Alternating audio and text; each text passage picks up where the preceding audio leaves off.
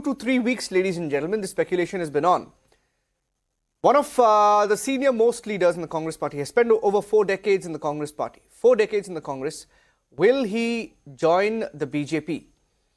Kamal Nath, a former chief minister in Madhya Pradesh, and very ironically, in fact, he had lost his government when Jyotiraditya Scindia decided to dump Kamal Nath and the Congress party and switched sides with a huge chunk of the Congress in Madhya Pradesh when Kamal Nath was the chief minister. There was no coming back for Kamal Nath in the Congress party after that. Recently lost the elections once again to the BJP in Madhya Pradesh, and is Kamal Nath switching. Let me go across to Piyush Ori. Last we heard Piyush, he was en route Delhi. Has he landed in Delhi? Where is he headed to in Delhi? Who is he meeting in Delhi? It's abnormal, if I can say, abnormal that this churn happens. I was saying a little while earlier that there is a trend when leaders quit the Congress party, right? Speculation begins, and there are some comments made. They make some comments about criticizing their own party. And then as the speculation grows, they remove the social media bio, they tweak it, alter it, edit it, and then they all take that flight to Delhi. And the next thing you know, they're at the BJP headquarters. Is Kamal Nath also headed to the BJP headquarters? What's the buzz there, Piyush? Well, one thing I can tell you, Niranjan, is that one thing which is definitely not abnormal is that there are a lot of senior leaders of Congress party now who are leaving this party and in turn switching the ship.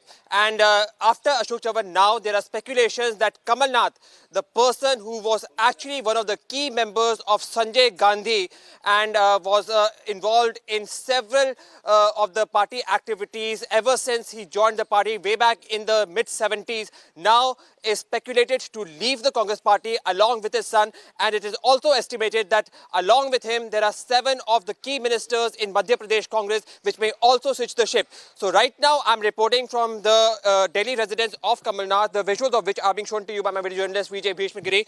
And it is believed that he is going to be landing at Delhi airport at around 3:15, from where he will be coming over here at his residence.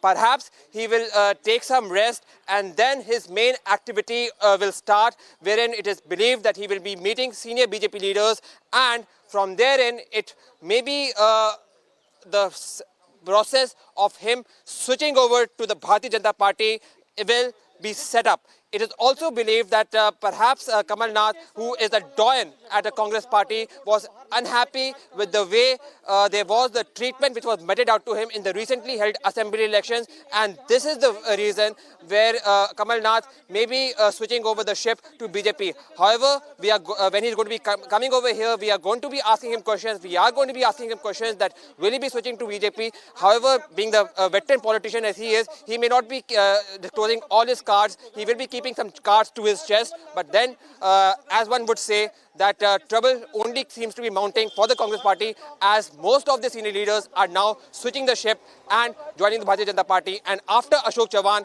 it is now time for Kamal Nath perhaps to also take the same route which other leaders have done. Back to in the studio.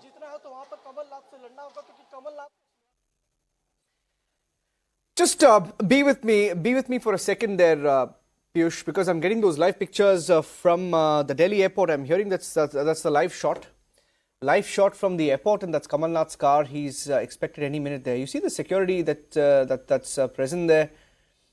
You can see a few guards and personal security as well. He's perhaps landed. Is the sense we get. That's the car there that's waiting for Kamal Nath to exit that airport. I'm going to stay on that shot full frame of that shot of Kamal Nath landing. He's landed perhaps, and that's his car at the Delhi airport. And he should be arriving there any minute now. And preparation is on. And he's going to be staying put in Delhi. In fact, some of the information that we have suggests that he's going to be there for at least 2 to 3 days. If at all, and since the BJP National Council meeting is on, it's unlikely that he will be meeting any senior. Okay, that's a live shot. Kamal Nath has reached. That's Kamal Nath. Kamal Nath and his son have reached. Kamal Nath has landed. Kamal Nath getting into the car there. Kamal Nath and Nakul Nath both in the national capital. getting into the black car that you see there, the black sedan, getting inside, cameras trying to get closer to Kamal Nath. All right, just lost that shot there. But you just saw Kamal Nath there. He's just getting, that's the shot of him getting into that car. Unsure whether Kamal Nath is headed to the Congress headquarters or the BJP headquarters or his own residence or the residence of any BJP leader. We don't know that. Just speculating, pure speculation that he's going to be there for quite some time. That's Kamal Nath's security also with him. As his car pulls out of the airport, seems to be some cover that he's getting, the security cover. I'm not sure what security grade cover that is for Kamal Nath, the senior leader of the Congress party, who spent over 4 decades in the Congress party. Will he continue to be in the Congress party? Unlikely. Let's see if we get a live shot of Kamal Nath.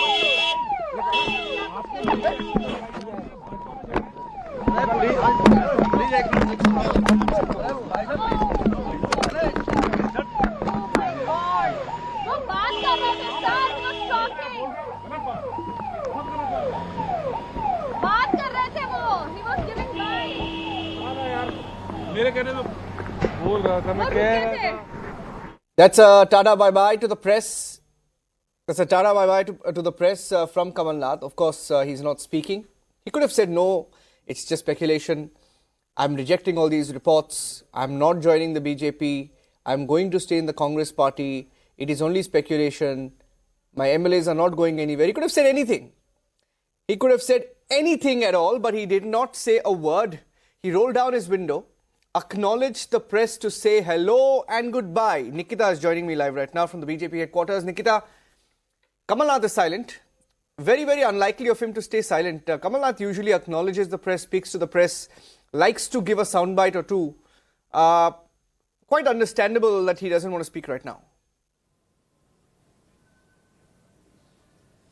Absolutely, Niranjan, as you just said that nothing came from Kamal Nath and he likes to speak. In fact, as we know that no answer sometimes is the best answer one can give. Now, considering that Kamal Nath was in Chhindwara on a 5-day tour, on a 5-day-long tour, and on the 4th day itself, he has moved out of there. His son Nakul Nath has removed the name of Congress from his account and just kept it as Member of Parliament. Now, this does speak a lot because Congress of late has been facing shock after shock, jolts after jolts. In the latest, we have seen very senior and old associates and leaders of Congress like Milind Dera, who left the party after an association of his family with the Congress after 55 years. Baba Siddiqui left after 48 years. Most recently, Ashok Chauhan, who is a very senior Congress leader and also former Chief Minister, he also bid adios to Congress after an association of over 28 years. Now the latest speculation is on that Kamal Nath, who has abruptly wrapped up his tour in Chhindwara in Madhya Pradesh, is also headed. In fact, he has arrived in New Delhi, and this could be another major setback, a jolt from which probably Congress will not be able to recover if the same happens in the case of Kamal Nath. Also, as it always happens, Niranjan, whenever a big leader, and this is to say the least about Kamal Nath, whenever a big leader leaves a party, he always takes along some of his faithfuls with him. And also, regarding that also, speculation is on that at least 7 more party members will be moving along with Kamal Nath.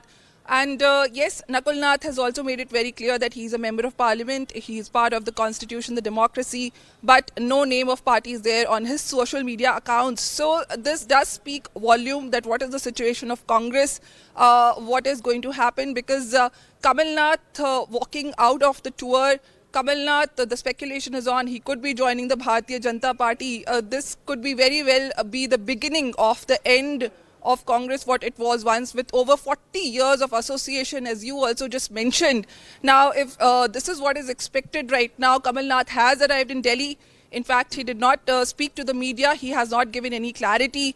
I'm here standing at the BJP headquarters, and as we will get more information on the same in the series of jolts and shockers that Congress has been receiving, we will keep our viewers updated with more. Back to you, Niranjan. Thank you for joining us with those inputs. Nikita, Kamal Nath has landed and he hasn't spoken to the media. He hasn't said a word. Let's keep a close watch. Interesting to see where Kamal Nath goes, who he meets and where he shows his loyalties lie. When we come back from the short break, it's a Saturday political thriller in the national capital. Ashok Chavan has joined the BJP. His former colleague, Kamal Nath, another former chief minister, will he be joining the BJP as well? In tow, let's watch out. Taking a short break, stay tuned.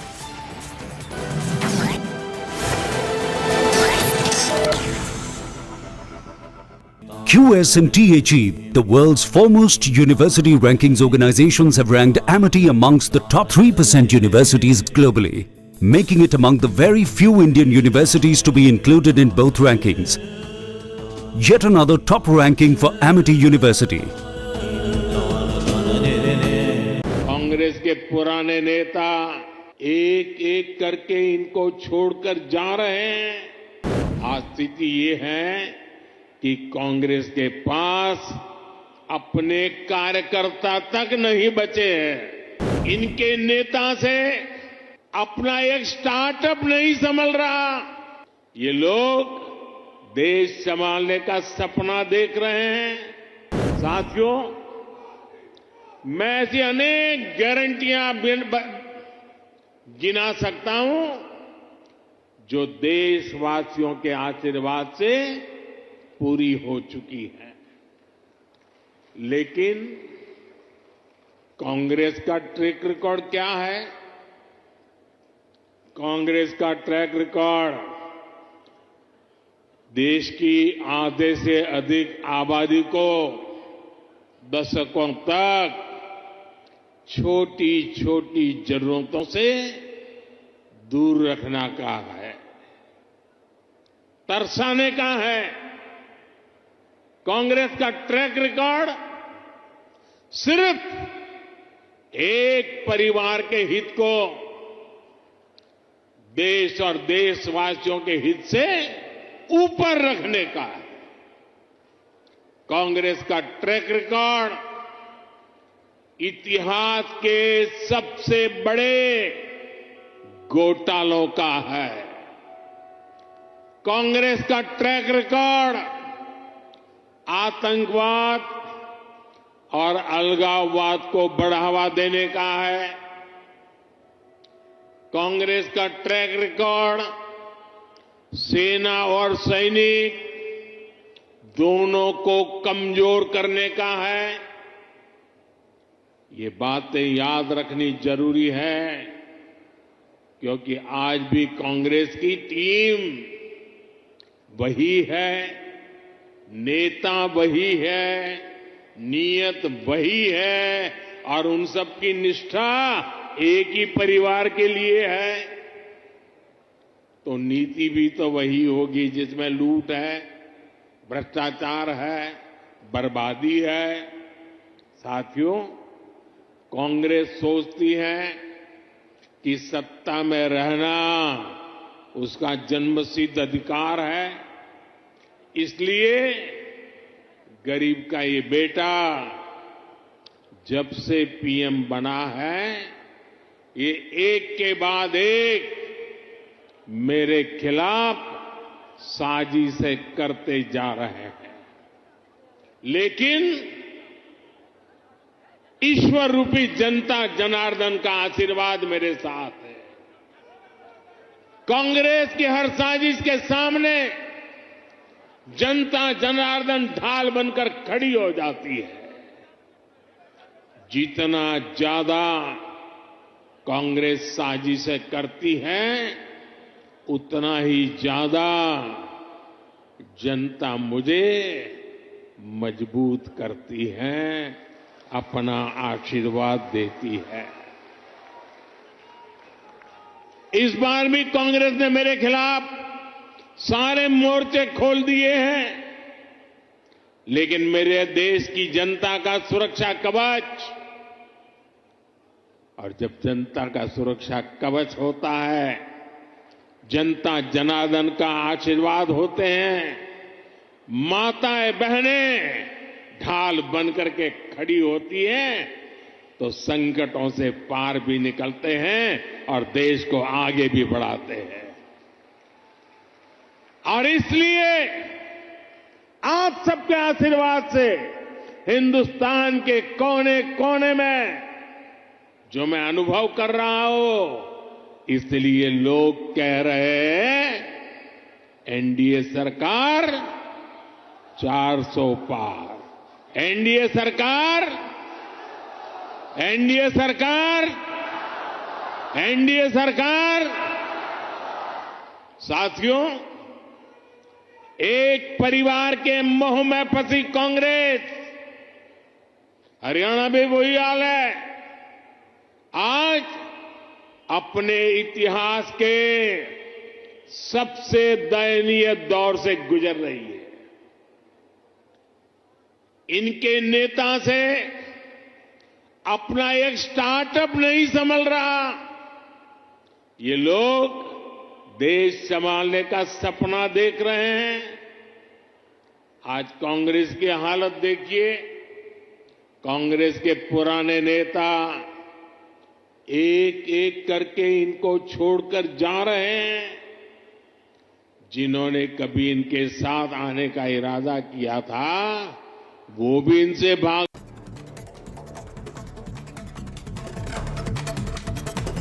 Ahead of the Lok Sabha elections today, BJP National Convention being held at the Bharat Mandapam in New Delhi starting today, 3 p.m. Convention will conclude on the 18th of February with the speech of the Prime Minister. And at the convention, BJP planning to bring proposals regarding political, economic issues.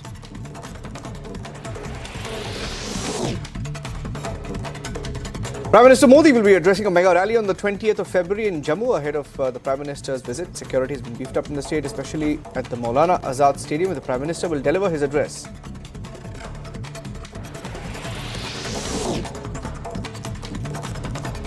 Defence Minister Rajnath Singh will be visiting Northern Command headquarters at Udhampur 24th of February. The Defence Minister will inaugurate a new building at the Command Hospital, interact with top army commanders on the prevailing situation in the Union Territory. Marks his second visit to the Jammu region in less than 2 months.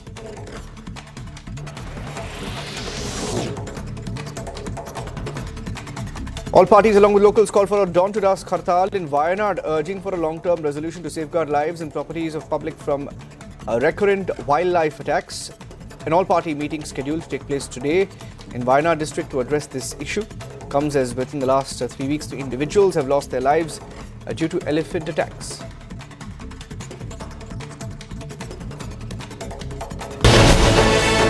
Entrepreneurs were addressed as entrepreneurs and women entrepreneurs. And now we call them womenpreneurs. Do you think that the playing field is getting leveled right now in the two genders? Definitely there is a pride moment, of course. At least that recognition, that acknowledgement is there. So I would not like to, avoid or deny or hide that fact. But at the same time, I feel that narrative is also changing. I used to walk to conferences and rooms with all men. I used to be the only one. I was in Berlin and I was attending this conference. I was representing India and I was the only woman representing India, that too in our tech field, in the medical field. But yeah, see, here we are. We have women of change makers here. So it is changing.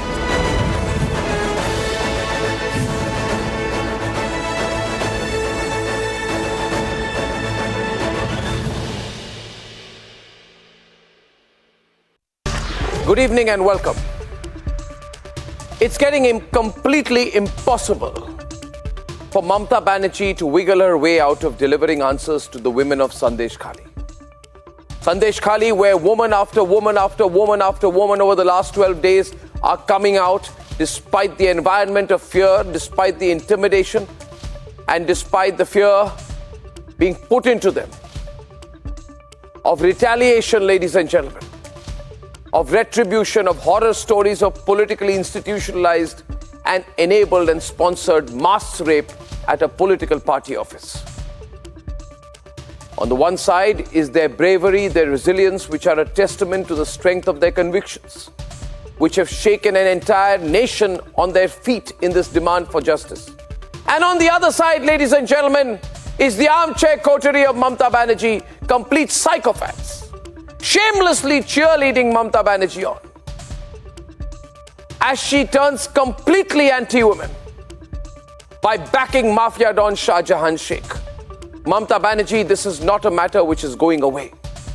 It is not a matter vanishing into air. It is not a silence that can be bought. It is not a matter that the plugs will be pulled from, not until absolute justice is delivered proportionately to the crime and to the criminals.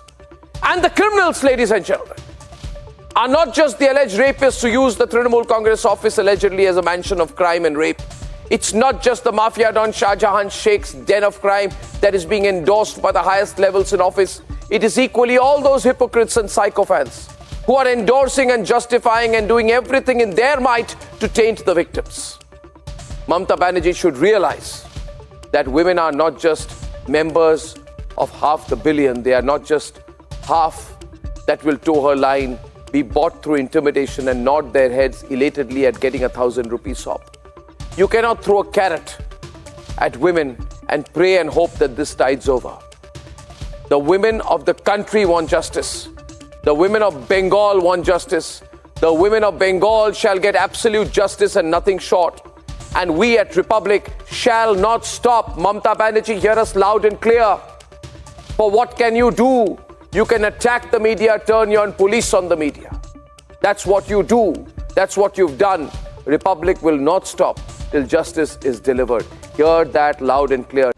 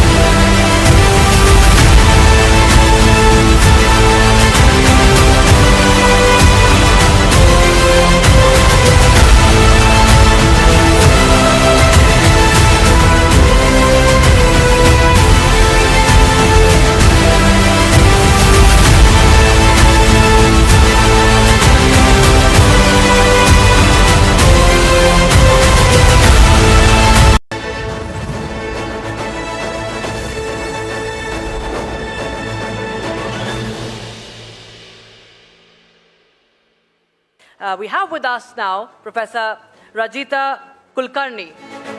Now, Professor Rajita Kulkarni is a successful banker turned educator, best-selling author. She's a global thought leader and a transformational leadership coach. Professor Kulkarni has done it all. She has donned so many hats. She is the president of the World Forum for Ethics in Business, holds innumerable positions in councils and advisory bodies in the world of education and gender affairs.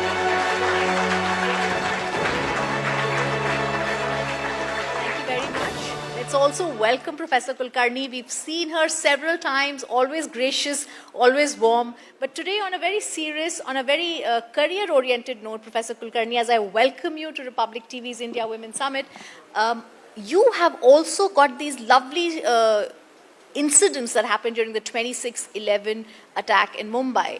I would like you to share that with us, and also how grit and grace, like she was mentioning, has actually shaped you, and also how the incident that we will be talking about shaped you as a woman leader. Yeah, Rhythm, you are starting with the incident of 26/11, and as we all know, it was a very unfortunate day in the life of India. When Mumbai was attacked by terrorists, 5 very prestigious locations. So I was with my husband Ajay in the Taj Mahal Hotel, and we went to meet a German friend. She is a member of European Parliament, German lady. And when you go for a dinner, like we are here in a hotel today, when you go for a dinner or a conference, you don't expect to be met with a terrorist, full-blown terrorist attack. So unfortunately, that's what happened, but I'm very grateful that with God's grace and with everybody's prayers, after 14 hours in captivity and being hostage in different locations in the hotel, we were rescued by the NSG commandos and we were able to come out. And in a moment like this, what else but grit, or what else but faith in the fact that you might just live? What else but that can, help you? Because you are not trained to deal with that opponent, right? I mean, in life, we talk about skilling. I'm in education, we are talking about learning and skilling and upskilling and relearning. All of that is true when it's a context of familiarity for you, or it's a context you want to be a part of. Yes. Here you don't, this is not familiar ground at all. And I think that moment taught me that power of faith. It taught me the power of belief. I remember Rhythm, we were at one time hiding under a table because there was nothing else to hide. And we were lying down under the table because that was about the only protection we could find in a room we were hiding. And I thought suddenly to myself, oh, I need to hand over. Let me write down, hand over notes. Imagine, you're trying to hand over life. And I started typing, and then this thought came to me that no, if I send these emails out, in those days we would have the BlackBerry. So I said, if I start emailing this, that means I believe I may not come out. And I said, no, that's not what I'm going to do. I typed it, but I never sent out those emails. And I think that was my, probably a small gesture of expressing my own grit, that I had the belief I will come out. And yes, here we are today. Absolutely. It's almost believing in the universe at such a time. Yes. I want to shift forward. I want to talk, Professor Kulkarni, about how you today in academics, you were at the peak of your career in banking. You've also been at the forefront of several private and government organizations when you've collaborated with them. You're also a best-selling author. And of course, you're also heading as the president of the Sri Sri University. Lots of very crucial roles. I want to know, how do you see the position of women leaders in the corporate world vis-a-vis the academia? So this conference itself, Rhythm, we heard a lot about the need for more equality and more equity. And if you look around, even in the corporate world, whether it's whichever part of the world you look at, there is still a lot more to be done. You look at Fortune 500 companies, less than 10% are women CEOs. In India, less than 10% of universities have women vice chancellors. So there is a lot to be done. And if you look at it, even now in our university, when I see graduating batches, or you see 10 standard results, 12 standard results, toppers are girls. When you see the workforce, at junior levels, there is a good amount of balance. 50-50, 40-60, like that. But as you keep growing senior, that is where the balance turns adversely in women's favor. In fact, when I look at my own LinkedIn network, so many exceptional friends, women friends I had in my growing up years, today are not in the positions they need to be. So I think there is a lot more we need to do. But I want to give a positive spin to it, Rhythm. Because if you get into the thought of, it is not equal, it is not good enough, then it can be disempowering. But what I feel is that there are external reasons why this happens. It could be your industry, it could be a company policy, it could be a non-enabling environment, whatever may be the case. We heard points on bias, prejudice even before. But what I want to say to everybody who is here is that let's keep the external environment aside for a moment. Let's look at what within us we can fix. And there is a lot we can. I teach a class on breakthrough leadership, and in that we realize that there are so many things as women which we let become self-limiting for ourselves. The imposter syndrome, for example, affects women more than men. Do you know, Rhythm, that if there is, for example, a job posting, even in your own organization, If a man feels he's even 50% ready, he will apply for it. But a woman will apply for it only if she feels she's 80 or 90% ready. Amazing. So we put so much pressure on ourselves, our own self-limiting beliefs. I think if we start focusing on what is in our control, and there is a lot which is in our control, I think there is no limit to what we can achieve. So we have come a long way in equality and in women representation, but I think there is a long way to go as well.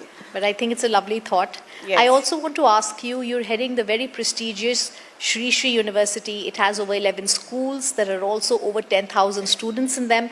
How do you think women, Professor Kulkarni, can be helped at the grassroots level, even keeping in mind their health and hygiene? How can we take this forward?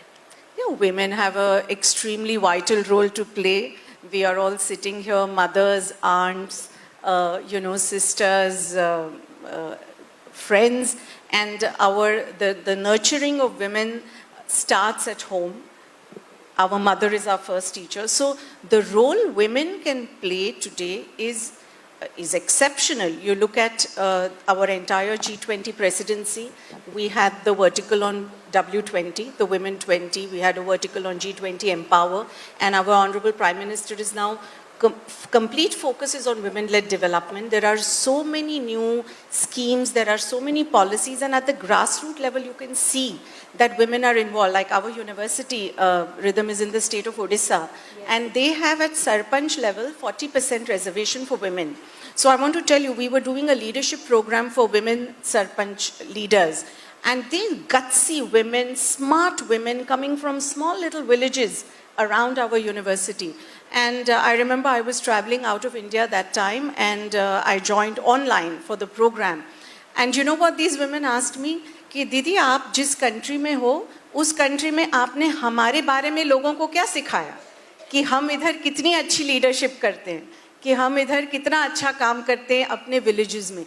Such confidence and such belief in the ability to do. So I think from the grassroots level today in our country, like in Art of Living Rhythm, we are teaching, we run about 1,200 free schools in India. About 90,000 children get free education, and 48% of them are girls.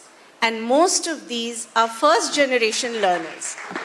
And these girls, nobody in there, I mean, they are first generation literates. And some of these villages are in remote parts of India. And to give education and to seek education, these girls are actually keeping aside their farming jobs and taking the decision to come to school. The family is supporting it. So you are actually educating a whole generation when you educate a woman. So it's a huge role. I would stay with that thought, but I also want to move to your successful career, Professor Kulkarni, as a banker. Of course, you left it, but now we've just seen the interim budget. I want to know your thoughts on what's been happening there, and also how we can contribute to sectors such as education. Yeah, so this was an interim budget, and it is a forward-looking budget. There has been a lot of political commentary on what the length of the speech meant and what exactly came in that. I won't get into that. But I think what is important for us to believe, we are sitting here in India, is that we are really at a cusp of a huge future ahead. And so many people are now coming back to India. So many women are coming back to India. You know, we have an incubator in our university. We have incubated about 132 startups in the last 3 years. And about 40% of these startups are incubated by women. And these are not women who live in Delhi and Bombay or Calcutta, Bangalore. These are women who live in small little towns, you know, of Odisha, of other states of India. And the confidence they have that they can start an enterprise, they can grow it, they will find a market for it, and they will be able to make it into a successful enterprise is so high right now in our country. I have not seen that in any other part of the world that I've been, you know, had the chance to travel to. So I think for entrepreneurs, it's a great time to be in India. For technology, we are, you know, look at the numbers. Now the Eiffel Tower is going to take payments with UPI. So what we are achieving as a country because of the scale we have and because of the focus on infrastructure and development is huge. And I think as women, we should claim our fair share of participation in it. In fact, Puja Gurudev Shri Ravi Shankarji always says that women have a big role to play. See, if you look at our Indian tradition, Durga, Lakshmi, Saraswati, all three major portfolios, defense, finance, and education, all were with women, all are with women. And that is the reality. You know, we don't need to ask for empowerment. We should know that we are empowered. And we right now have, you know, our G20 presidency was an exceptional presidency. Everybody who participated said that we have never seen a country host a G20 presidency at this level. I was part of 5 verticals, the rhythm. We had 50 cities hosting so many meetings. And I remember our Brazil friends who were participating said, we have a tough act to follow. So I think we are in a great time to be in India, and I think the future looks fantastic. And that's what I possibly am going to ask Professor Kulkarni as my last question. You've been a leadership coach. You've been and collaborated with 25 governments. You've been teaching in 50 countries. What is your dare to dream moment for yourself and also for, like you mentioned, the Naya Bharat? Actually, like many of the previous speakers spoke, I've also had many dare to dream moments because, you know, I liked what the earlier speaker spoke about surrender, that when you are on a spiritual path, you realize the power of the ocean. Each of us is a drop, but when we stay as a drop, we feel maybe alone. But when we realize that we are part of the ocean, then there is no limit. Our opportunities are infinite, what you can do is infinite, and I feel that our ancient seers have spoken about Vasudhaiva Kutumbakam because of Art of Living. You know, our presence is in 180 countries. For me, wherever we go in the world, we have a family. You know, I have had Rajma Chawal in Seoul and the Kadi Chawal in Sydney, so no problem on that. So I think the dare to dream moment for me has been this recognition of the universality of our being and recognizing that we are here on this planet for a bigger reason. You know, Rhythm, that night on 26/11, all I wanted was to be alive. I thought maybe there's some karmic reason I am here. Maybe I have to break a limb or get injured. I said, no problem, but I want to live. And just the gift of being alive, I think if we recognize that every day, that itself is enough. You know, all that we talk about the challenges of the world today and the problems that we face and the aspirations that are not fulfilled, all of that becomes secondary because just that you're alive. You know, you're saying that and I can hear applause because I was just waiting. You spoke about Professor Kulkarni's surrender, but I think you're also ending on a very positive note of gratitude. As we're thankful for you also for being here and enlightening us, let's also felicitate you, after which we shall continue with these lovely conversations that we continue having today at the India's Republic Women's Summit. Thank you. Thank you. Thank you very much.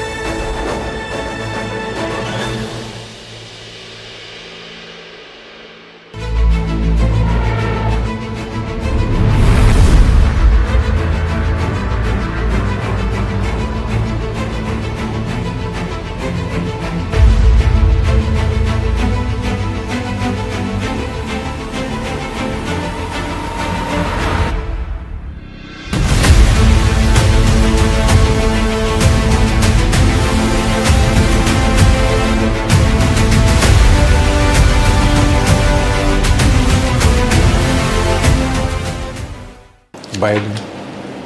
Он человек более опытный, он прогнозируемый, он политик старой формации. Но мы будем работать с любым лидером США, которому окажет доверие американский.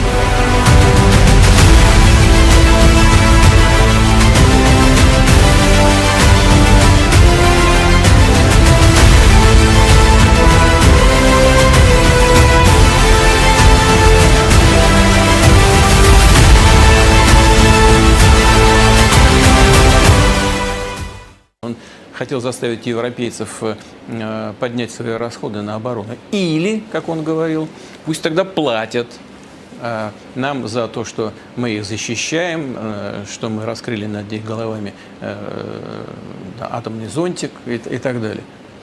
Ну, я не знаю, пускай они сами разбираются, это их проблемы. Но, наверное, с его точки зрения есть в этом какая-то логика. С точки зрения европейцев логики никакой нет, а они хотели бы, чтобы Соединенные Штаты и дальше безвозмездно осуществляли вот какие-то функции, которые сложились с момента образования НАТО. Это их дела. Я-то считаю, что НАТО вообще ни к чему уже смысла никакого нет. Смысл только один. Это инструмент внешней политики США.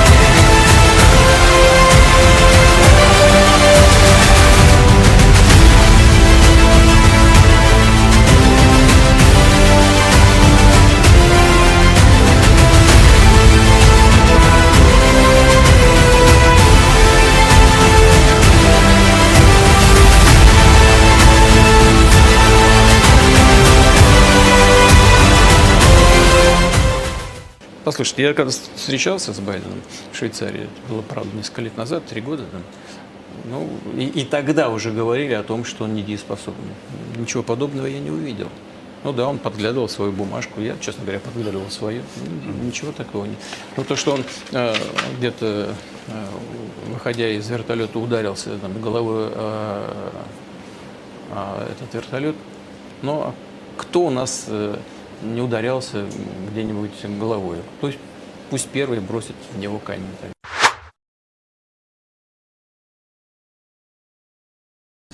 The NCPCR has taken cognizance of an event in Sandesh Khali where miscreants were seen carelessly throwing off a toddler while ransacking a residence of a victim over there. To talk about the same, we are joined by the NCPCR chief over here. Sir, धन्यवाद हमसे बात करने के लिए.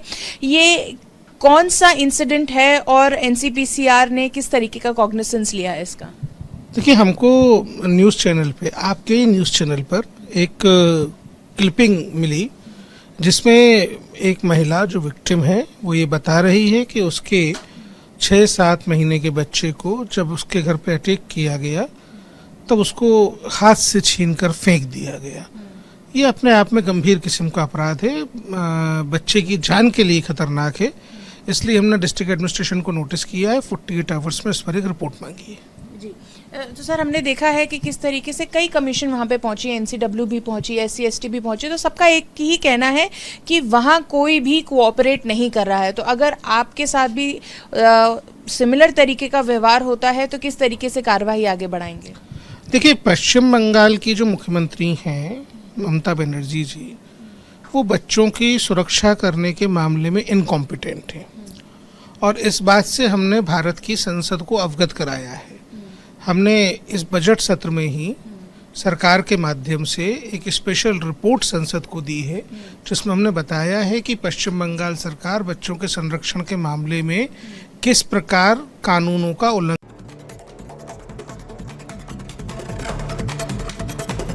Ahead of the Lok Sabha elections, today BJP National Convention being held at the Bharat Mandapam in New Delhi starting today, 3 p.m. Convention will conclude on the 18th of February with the speech of the Prime Minister. At the convention, BJP planning to bring proposals regarding political, economic issues.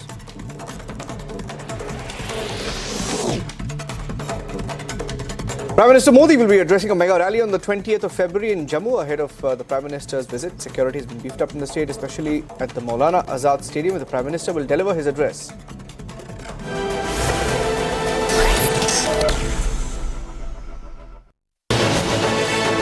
Would you also say that somewhere wanting to take a selfie becomes a sense of motivation? Or would you think that it is slowly not moving in the right direction mentally because you're subjecting yourself to the number of likes and the number of views you're getting?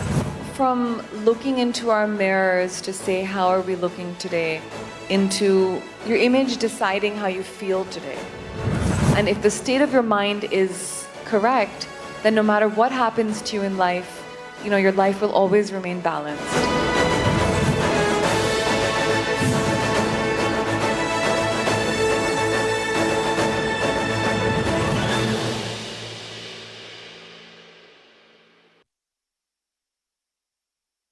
I am very, very happy to announce that Niva Bupa Health Insurance has come on board as Republic TV's studio partner. Niva Bupa Health Insurance is the fastest growing company among standalone health insurance players in India. It has also provided health insurance coverage to 1.1 crore people in India and settled over 15 lakh claims, processing one claim every 60 seconds.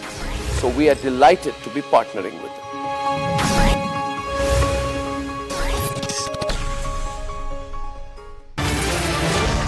Welcome back, ladies and gentlemen. And it's time now for the nation's sharpest opinion. Tomorrow is an important day for what happens in the next chapter regarding Arvind Kejriwal and Liquor Gate. Please watch very closely for what happens tomorrow, that is 17th, and what happens on 19th. These are important dates.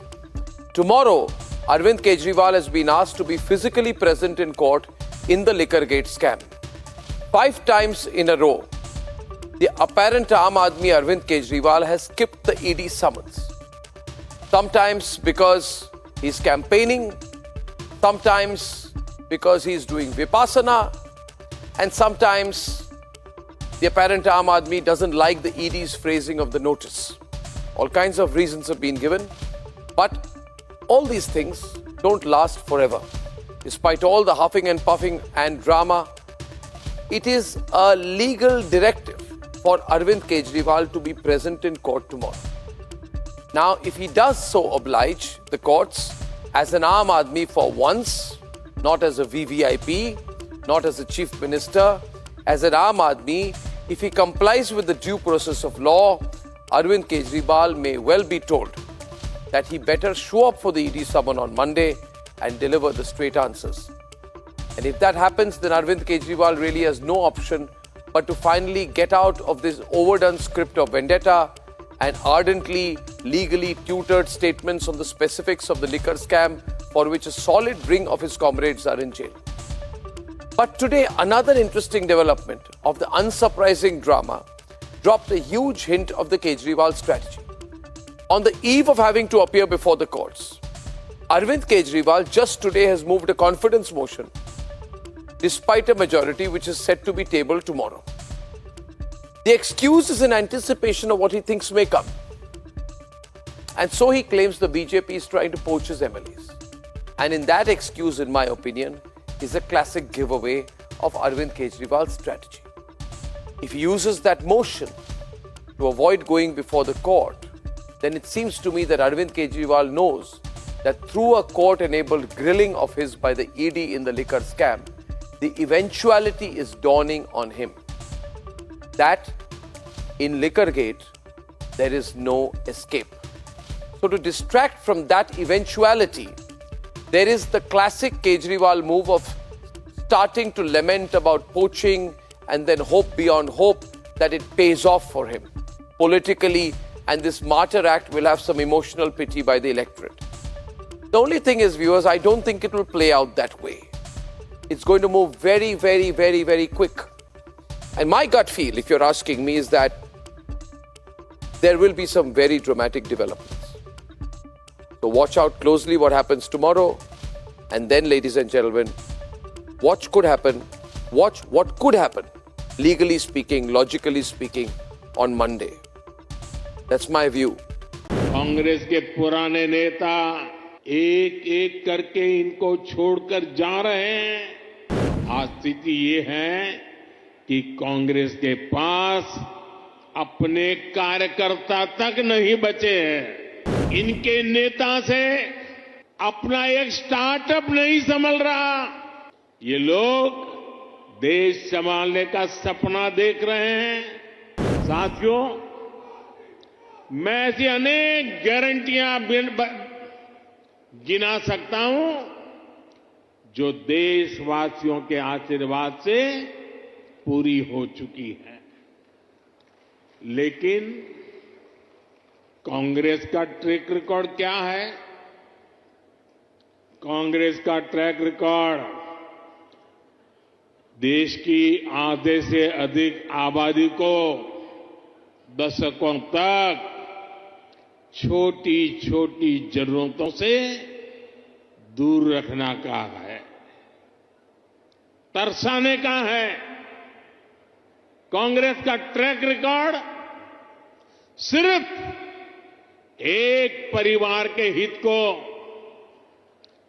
देश और देशवासियों के हित से ऊपर रखने का है।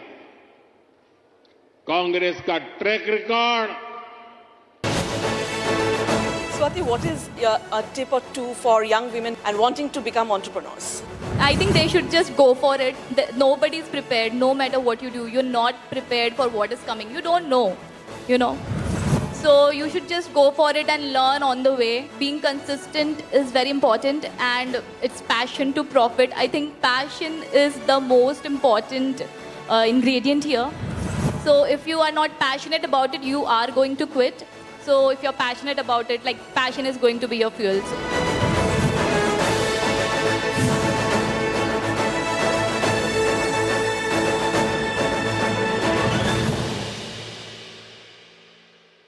I am very, very happy to announce that Niva Bopa Health Insurance has come on board as Republic TV's studio partner. Niva Bopa Health Insurance is the fastest growing company among standalone health insurance players in India. It has also provided health insurance coverage to 1.1 crore people in India and settled over 15 lakh claims, processing one claim every 60 seconds. So we are delighted to be partnering with them.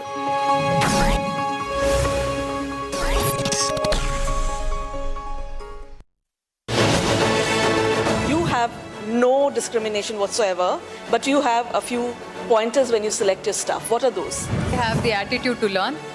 Do they have the behavior where they are going to be collaborative with their employees and their bosses? And do they have consistency?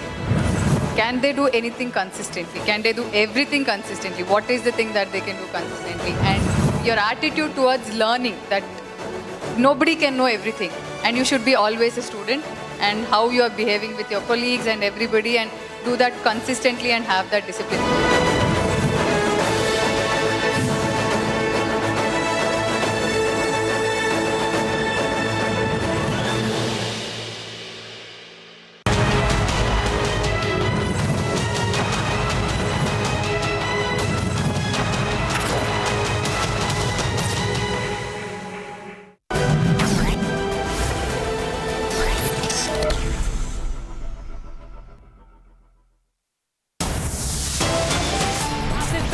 Over further Congress breakup as Kamal Nath and son head to the national capital.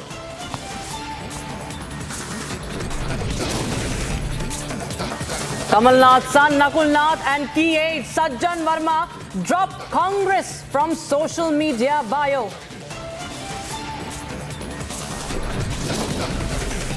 Top sources say at least 7 Congress MLAs from Kamal Nath's camp likely to follow and jump the ship.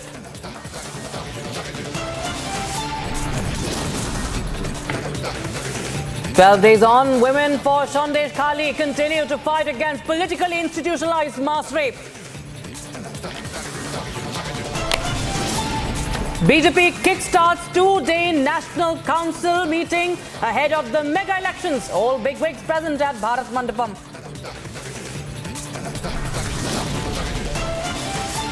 And yet another political crisis hits Pakistan. Chief Commissioner in Rawalpindi resigns, accepts rigging in elections.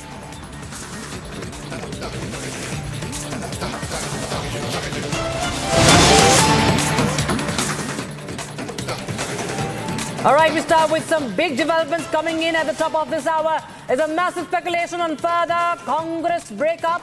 Senior leader Kamal Nath and son have now reached the national capital, and right now we do understand that Kamal Nath is not denying the speculation over the defection from the party. Sources have informed Republic TV that there are 7 MLAs in Kamal Nath camp.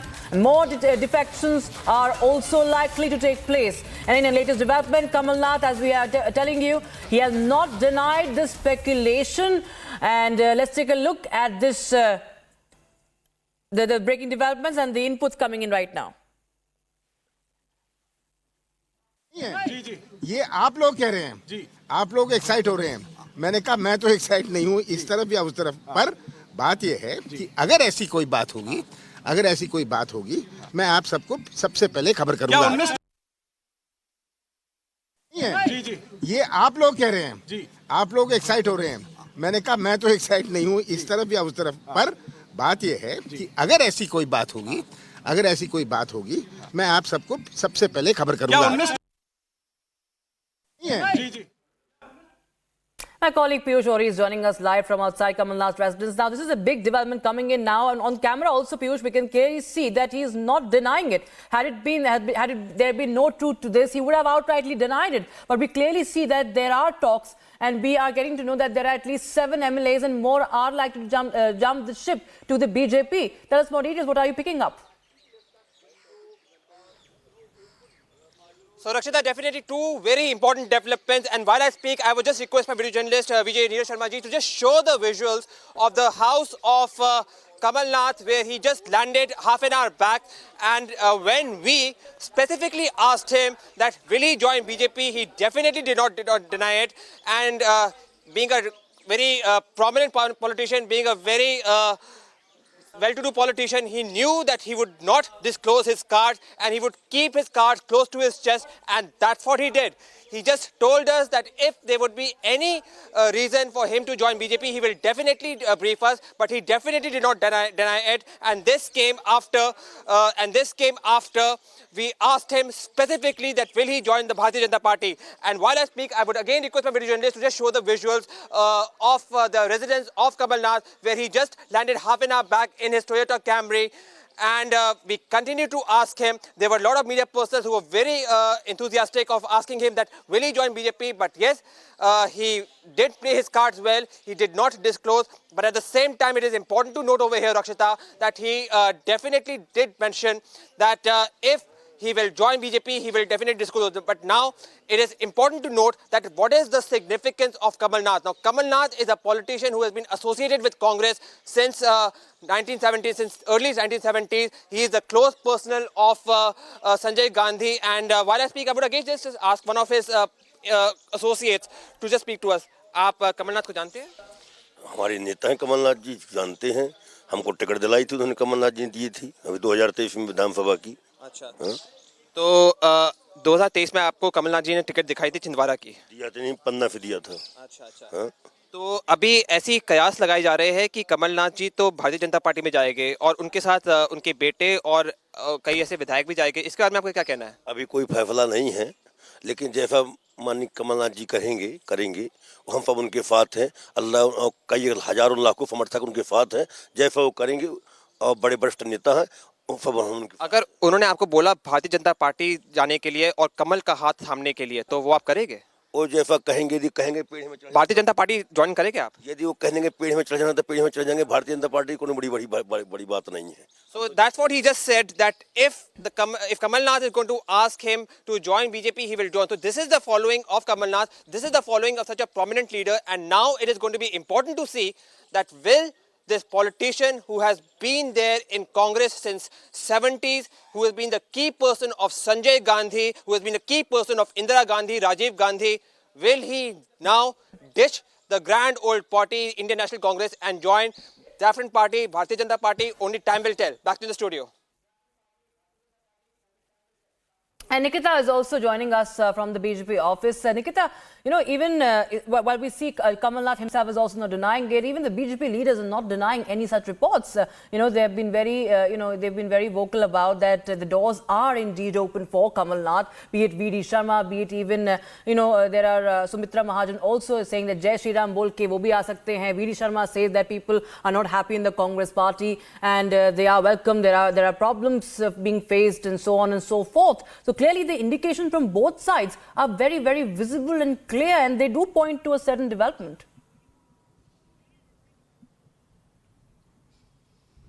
Absolutely, Rakshita, since we have been talking about Congress for quite some time, in fact, not the very positive aspects of Congress, but how many leaders are quitting Congress. They are wanting to leave the party, as Rahul Gandhi is still busy with his Bharat Jodo Nyaya Yatra.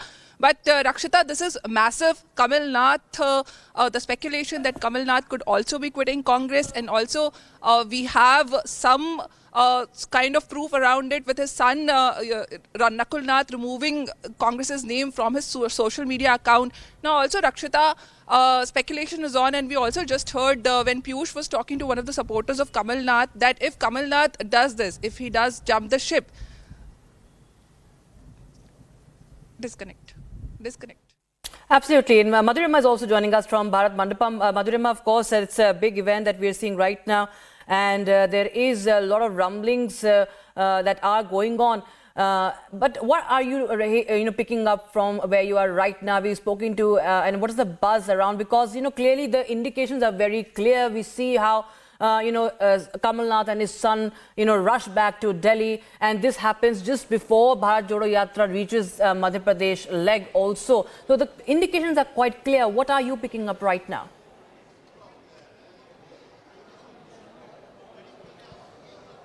Well, Rakshita, like you're saying that, yes, there are strong reports that Kamal Nath could jump ships. But we need to see here is that will the Bharatiya Janata Party accept Kamal Nath or not? Because these decisions are taken after meticulous deliberations. Remember, in the month of January, there was, a committee formed all across the country. There are multiple committees on the state level and the central level.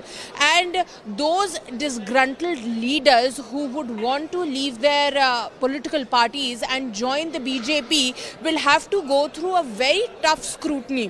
First, the committee in the state level will, go on and do their investigation, and if they give a clean sheet, that clean sheet will be passed on to the central committee. Then if they have any apprehensions, they'll combat that, and after only, the final clean sheet given by the central committee to the top rung, the final decision will be taken. So if there are reports that Kamal Nath could jump ship, could join the Bharatiya Janata Party, so he could be here in the national capital for negotiations for what he wants for himself, and specifically for the further the political career of his son Nakul Nath as well. But as we know that the Bharatiya Janata Party is against nepotism, is against, as the Prime Minister also said, Parivarvad, and only works on the credit of a person. So both Kamal Nath and son will have to go through meticulous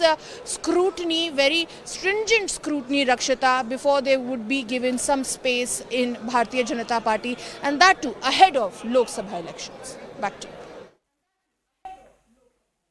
Absolutely, of course, it remains to be seen how does this really help the BJP. Also, that question still looms. Of course, Kamal Nath is a tall figure when it comes to politics, and his experience completely adds. But as you mentioned about Parivarvad, that too is a factor that the BJP will be taking into account. But thank you so much for the moment, Madhurima, Nikita and Piyush, for joining us on those developments coming in. We'll keep coming back to you for more at Republic TV with our biggest coverage. Keeps you ahead on this story. Viewers, the Congress has denied the speculation. Of course, the Congress leaders are saying that there's nothing of this sort. Kamal Nath is very much with them, and it's not possible that he will join the BJP. They're saying all is well. Take a listen into what Digvijay Singh had to say on this. ये कोई पलायन नहीं है. एक बात सुन लो, छिंदवाड़ा में है कमल नाथ जी तो जी ये तो आप लोग जो है ना, जब तक सनसनीखेज ब्रेकिंग न्यूज नहीं दोगे तो कौन देखेगा, कौन छापेगा? तो इसलिए ब्रेकिंग न्यूज़ के चक्कर में मत रहो। मेरी कल रात को कमलनाथ जी से बातचीत 10:30-11 बजे हुई है। वो छिंदवाड़ा में हैं और जिस व्यक्ति ने अपने राजनीतिक जीवन की शुरुआत नेहरू गांधी परिवार के साथ उनके पीछे साथ में खड़े होकर उस समय लड़ी थी जब पूरी जनता पार्टी और केंद्र की सरकार इंदिरा जी को जेल भेज रही थी। उस आदमी को आप कभी उम्मीद भी कर सकते हो कि ऐसा आदमी कभी कांग्रेस और सोनिया गांधी जी के परिवार को छोड़ के जाएगा, इंदिरा जी के परिवार को छोड़ के जाएगा? आपको उम्मीद भी नहीं करना चाहिए। Would you also say that somewhere wanting to take a selfie becomes a sense of motivation? Or would you think that it is slowly not moving in the right direction mentally because you're subjecting yourself to the number of likes and the number of views you're getting? From looking into our mirrors to say how are we looking today, into your image deciding how you feel today. And if the state of your mind is correct, then no matter what happens to you in life, your life will always remain balanced.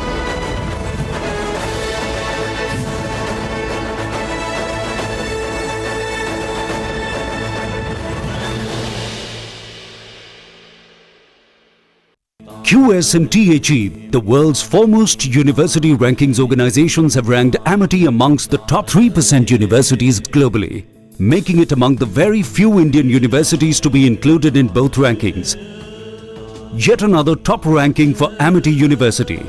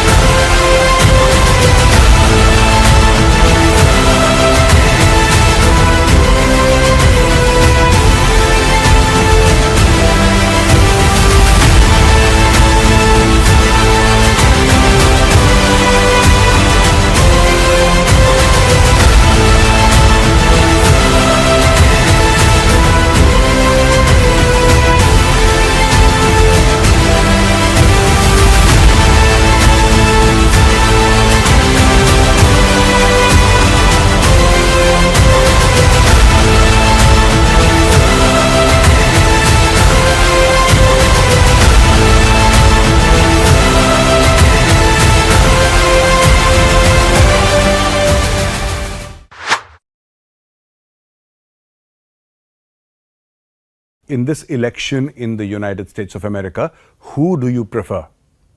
Joe Biden or Donald Trump? And interestingly, Putin says, I prefer Joe Biden. Let's not forget that Vladimir Putin is former KGB. Russia has interfered in US elections many a time. This is such a case where the president of Russia is directly interfering in the American elections, and let me tell you how. Actually, what Putin is doing, he is actually supporting Trump. Jai friends, I'm Major Gauravare and you're watching the latest news of the day. A recent comment in an interview by Vladimir Putin, the president of Russia, in which, the interviewer asked him. I thought that the interview was a little bit staged, to be very honest. But he is the president of Russia, and that's it. And so the interviewer asks him, in this election in the United States of America, who do you prefer? Joe Biden or Donald Trump? And interestingly, Putin says, I prefer Joe Biden. He may be old, right? He may be old, but at the same time, he's stable. So what he is saying is that there is a certain stability to Joe Biden's decision making. Now, let's not forget that Vladimir Putin is former KGB. All right? And America says, the FBI says, that Russia has interfered in US elections many a time. Right? And in the past elections where Donald Trump was, standing for president and he was elected, there was massive Russian interference, especially through social media platforms. This is such a case where the president of Russia is directly interfering in the American elections, and let me tell you how. So today, the Democrats are saying Joe Biden is our man and he's going to represent the Democrats and, go in for another term at the White House. And the Republicans, at least most of them, are saying, no, Trump is the guy. Actually, what Putin is doing. A massive fire has broken out in the Tarapur block of the Maharashtra Industrial Development Corporation after a sudden explosion. Further details are awaited.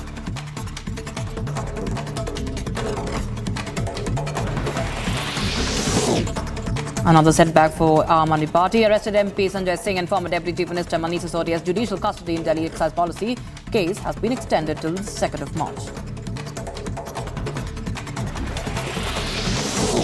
From Prime Minister Imran Khan's party, the Pakistan Tehreek-e-Insaf has decided to sit in as the opposition in the parliament. Meanwhile, the party is launching a countrywide protest against alleged rigging in the recently conducted Pakistan general elections. 12 MLA. Jharkhand Congress leader Ambar Prasad has said that there is dissatisfaction. Jharkhand Congress leader Ambar Prasad has said that there is dissatisfaction among 12 MLAs in the state due to pending work and a lack of responsiveness from senior Congress ministers. The allegations include failure to fulfill promises of providing opportunities to young people in the state. Our 12 MLAs have already come before you. Yesterday only 2 of our MLAs, they have in their press conference cleared everything, that what all dissatisfaction that we have been facing since long. And it's been 4 years time where long pending works are still pending in their offices. They're not responsive and there are so many problems in the state. There are so many issues in the state that we MLAs continuously raise. On the 5th day of the farmers' agitation at the Shambhu border, farmer leader Jagdeep Singh Dhaliwal has said that the central government must shift their focus from corporates to the consumers and producers in markets for the demands to be resolved. अगर सरकार serious होकर देश के consumer और producer दोनों की तरफ जाती, हमारे दोनों की तरफ ध्यान दे, कारपोरेट लोगों का ध्यान देना थोड़ा कम करे, तो मेरा ख्याल है सारा मामला सॉर्ट आउट हो सकता है. Entrepreneurs were addressed as entrepreneurs and women entrepreneurs, and now we call them womenpreneurs. Do you think that the playing field is getting leveled right now in the two genders? Definitely there is a pride moment, of course. At least that recognition, that acknowledgement is there. So I would not like to, avoid or deny or hide that fact. But at the same time, I feel that narrative is also changing. I used to walk to conferences and rooms with all men. I used to be the only one. I was in Berlin and I was attending this conference. I was representing India and I was the only woman representing India, that too in a tech field, in a medical field. But yeah, see, here we are. We have women of change makers here. So it is changing.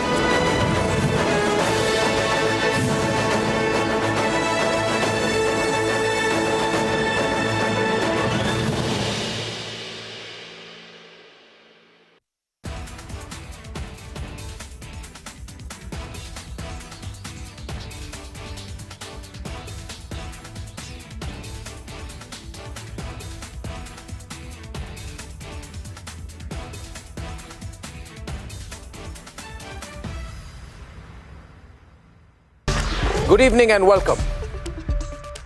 It's getting completely impossible for Mamata Banerjee to wiggle her way out of delivering answers to the women of Sandesh Khali. Sandesh Khali, where woman after woman after woman after woman over the last 12 days are coming out despite the environment of fear, despite the intimidation, and despite the fear being put into them of retaliation, ladies and gentlemen, of retribution, of horror stories of politically institutionalized and enabled and sponsored mass rape at a political party office. On the one side is their bravery, their resilience, which are a testament to the strength of their convictions, which have shaken an entire nation on their feet in this demand for justice. And on the other side, ladies and gentlemen, is the armchair coterie of Mamata Banerjee, complete psychopaths, shamelessly cheerleading Mamata Banerjee on as she turns completely anti-women by backing Mafia Don Shah Jahan Sheikh. Mamata Banerjee, this is not a matter which is going away. It is not a matter vanishing into air. It is not a silence that can be bought. It is not a matter that the plugs will be pulled from, not until absolute justice is delivered proportionately to the crime and to the criminals. And the criminals, ladies and gentlemen, are not just the alleged rapists who use the Trinamool Congress office allegedly as a mansion of crime and rape. It's not just the Mafia Don Shah Jahan Sheikh's den of crime that is being endorsed by the highest levels in office. It is equally all those hypocrites and psychopaths who are endorsing and justifying and doing everything in their might to taint the victims. Mamata Banerjee should realize that women are not just members of half the billion. They are not just half that will toe her line, be bought through intimidation and nod their heads elatedly at getting 1,000 rupee sop. You cannot throw a carrot at women and pray and hope that this tides over. The women of the country want justice. The women of Bengal want justice. The women of Bengal shall get absolute justice and nothing short.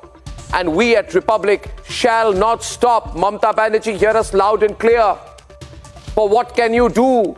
You can attack the media, turn your police on the media. That's what you do. That's what you've done. Republic will not stop till justice is delivered. Hear that loud and clear.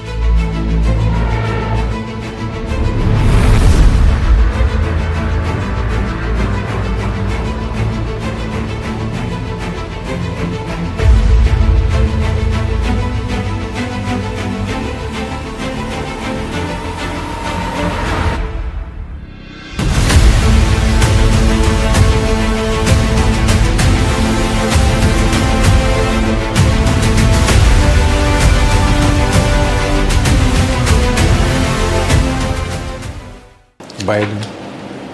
Он человек более опытный, он прогнозируемый, он политик старой формации. Но мы будем работать с любым лидером США, которому окажет доверие американский народ.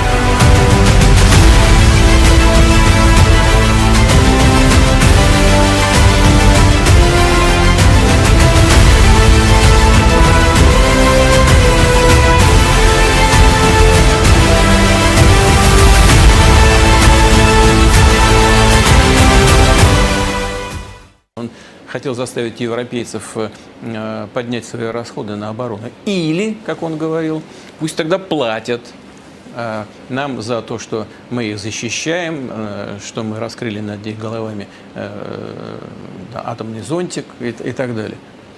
Ну, я не знаю, пускай они сами разбираются, это их проблемы. Но, наверное, с его точки зрения есть в этом какая-то логика.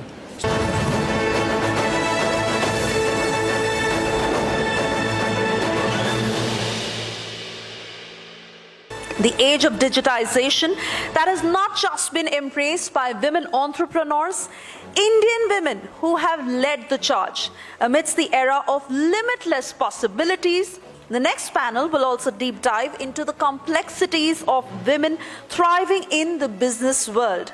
For the panel, From Passion to Profit, please welcome on stage our first panelist, Santoshi Buddhiraju, co-founder and CEO, Autocracy Machinery. Let's have a huge round of applause for her. Next, we invite Shivi Kapil, co-founder, Empathy Design Labs.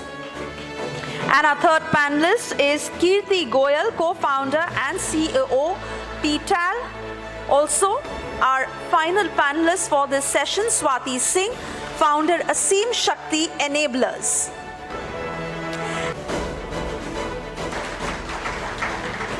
Good evening, everyone. When it comes to choosing fulfillment in your career path, often there is a split. Should you chase passion or should you chase profit? But what about reaching out through the path of passion to profit? Is that a possibility? So our panel tonight exemplifies that possibility. They're from 4 very diverse fields, but each of them have chosen their passion as the driving force of their careers. Welcome, everyone. So, Santoshi, I would like to start with you. You have not only broken the stereotype by choosing to become a first-generation entrepreneur, but you've also chosen something so very, if I would like to term it as male-dominated world of metal and metallurgy. So how did you find passion in manufacturing, that to such a heavy, metal-driven field? Hello, everyone. I think I should say a very good evening to all the strong ladies. I'll not say pretty ladies, to all the strong ladies that are here. I don't know if I should say it's the irony of my life, but it turned into a plus point in my life. My parents always wanted a boy. So then they told me that, okay, you can do, if they wanted a boy, so I think they said that, okay, we'll try to make her grow like a boy in the house. So there was no boys in the house. So that was the irony. But the good part is I was never told I could not do anything. So I was okay to do anything. I was told that I am capable of doing anything. And like I said, the nurture part of any kid's life is the most important part. I think those formative years. I was born and brought up in an industrial area where there was a nuclear fuel complex, where there's an Electronic Corporation of India Limited.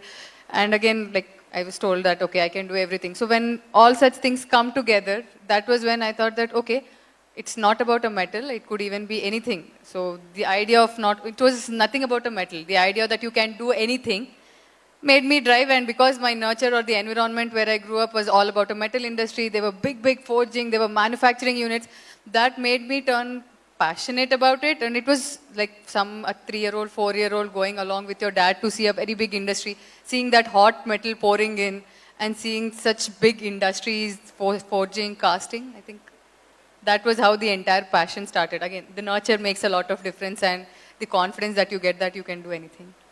Shivi, in your story, you have actually put women at the center of your, passion project.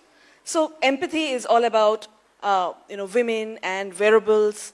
So how did this thought come about that you should be in the space of pregnancy and stillbirths, as we know?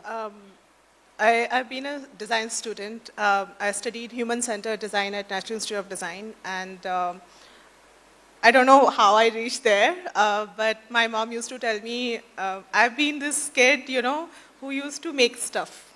So I used to open all my toys. I used to break my toys and, kind of redo those toys. I used to do that. I used to paint a lot. Like whatever I see, I used to draw a lot. But I did not know that will carve a journey for me. Like, I've been an engineer and then, of course, designer. And that design space entirely, kind of made me learn how to solve problems. And that solving attitude actually led me to kind of, to find empathy design labs. And I've been a fellow by Government of India. There was a fellowship called Social Innovation Immersion Program. And I've been a fellow, one of the 3 fellows there. And that fellowship took me to rural, tribal and urban spaces of India, where I traveled for 18 months, just finding out what are the issues in women's health. And I found that there were a lot of issues, of course, but one of the issues which really stuck to my mind was where women were losing their pregnancies at the advanced stage of their time, when they're literally kind of imagining themselves as a mother. And I remember this conversation with one of the mother, where mother said, "Madam, मैं तो doctor नहीं हूँ, मुझे कैसे पता कि मेरे बच्चे को क्या हुआ है?" And that story just stayed with me for a long time. I came back and I was like, oh, what if I can convert this feeling into a decision-making movement? And that's where, this journey started. Kirti, unlike the 3 other ladies, you are not a first-generation entrepreneur. You're from a business family. But we often see that the ladies from a business family, more often than not, choose not to be in business. They choose to settle down or do something else. But you have chosen to be an entrepreneur, and that too in a field which you are passionate about. You didn't carry forward your family business, but you found something else to do.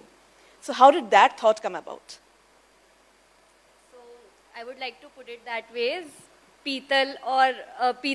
At Pital we work with Thatheras to revive the craft form of Tha se Thathera, brass, copper and bronze utensils these people make by hand.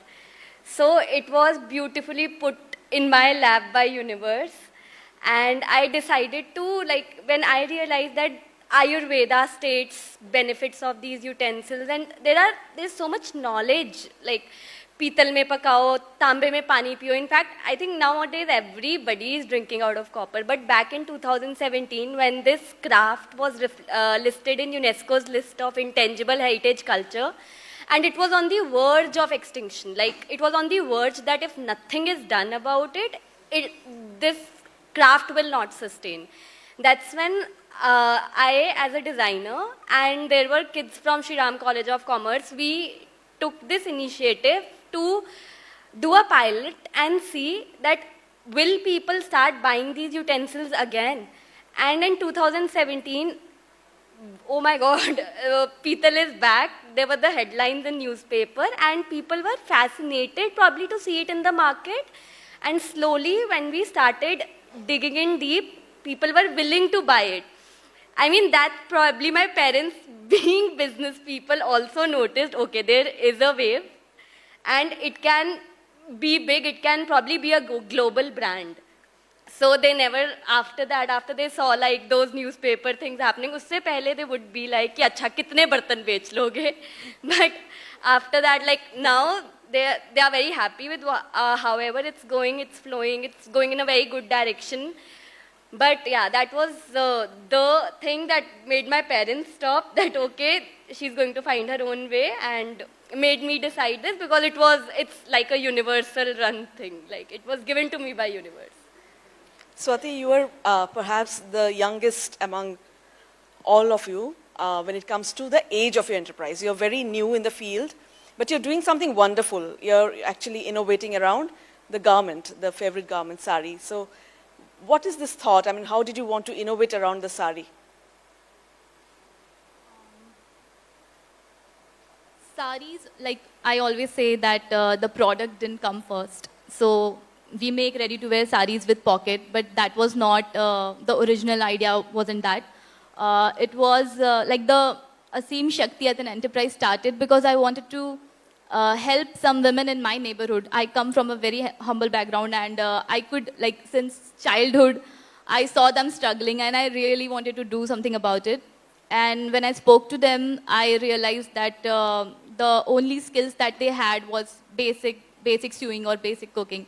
And I thought I would really fail badly at a food business. Why not do something in fashion? And that's I wanted to do something which is not there in the market, and that's how the thought started. And saris with pockets were not there in the market before. And like three years ago, ready-to-wear saris were also not that easily accessible. So that's how we reached the product. So from pocket to pocket size, huh? Yeah. So, finding funds for a startup. You have a dream, you have passion, all right, but finding that support, how difficult is it for first-time entrepreneurs? If you're just bootstrapping, when you go to the market and say that I have this great idea, how do the banks receive you? What are the challenges that, Santosh, you might have faced when you started out with this business? I think it's your baby. Anybody, be it a banker, be it an investor, be it your own dad, be it your friends, family, the first thing that they'll see is like, have you put your own hard-earned money in that?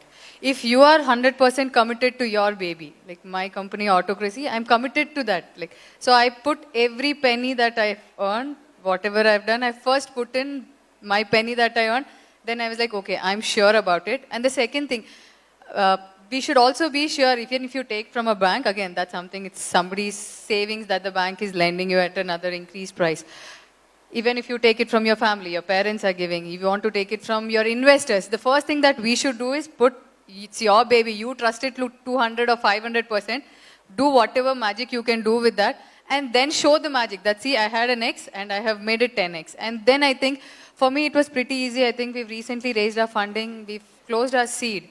After that, my pre-Series A got lined up. My Series A is getting lined up. I think anybody will help you if they know that we are committed, 100%, 200% committed to it. And it's not only about the investor ecosystem, it is also about the banking ecosystem. I think 10 years or 15 years before, if I would have said I would have been starting up something, they would have said, what collateral do you have? But recently, the CGT MSc schemes that the government is pushing, that is making sure that the banks actually with no collateral. Recently, I have taken 1 month back, 5 crore CGT MSc loan as a no collateral one. It wouldn't have been possible from the background with no collateral. But now I think with all the government push and the startup ecosystem building in and the promises that they're delivering is actually bringing in confidence in the investors and the banking system to help us fund. So 2 C's, commitment and conviction. What about you, and how did you fund your passion? So as I was mentioning, this happened right after my fellowship. There was a very small fund which was given as a grant, 5 lakh, and that was something to kind of build a prototype, just ideate around your idea. But that wasn't enough. We were talking about a wearable, a device which is very, very futuristic in 2017. But I have to tell you, I think women, they are the bigger push. My mother was my first investor. Okay. And she actually put the money in my startup because I was not working at that time. She was my first investor. And she said, I'll take this money back. And she put a condition. This is on paper. And she said, I'll take it back when you are there. So of course, it was not like something that it was just showing the trust in your passion and trust in your effort. But after that, we knew that even that amount would not be enough. I started raising funds. So I literally used to apply 10 grants a day. Okay. So this has been my process. I'm a first generation entrepreneur.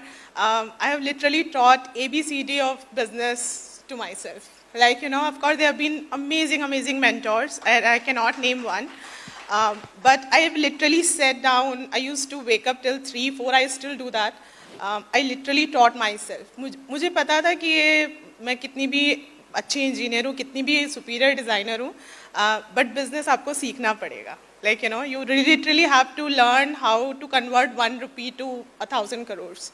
So I literally taught this, but I also leveraged the startup ecosystem. I have to mention this, of course, the government of India, the way they have created the startup ecosystem and the time it had happened. So of course, we were very lucky that it happened at that time. So it really, really supported us.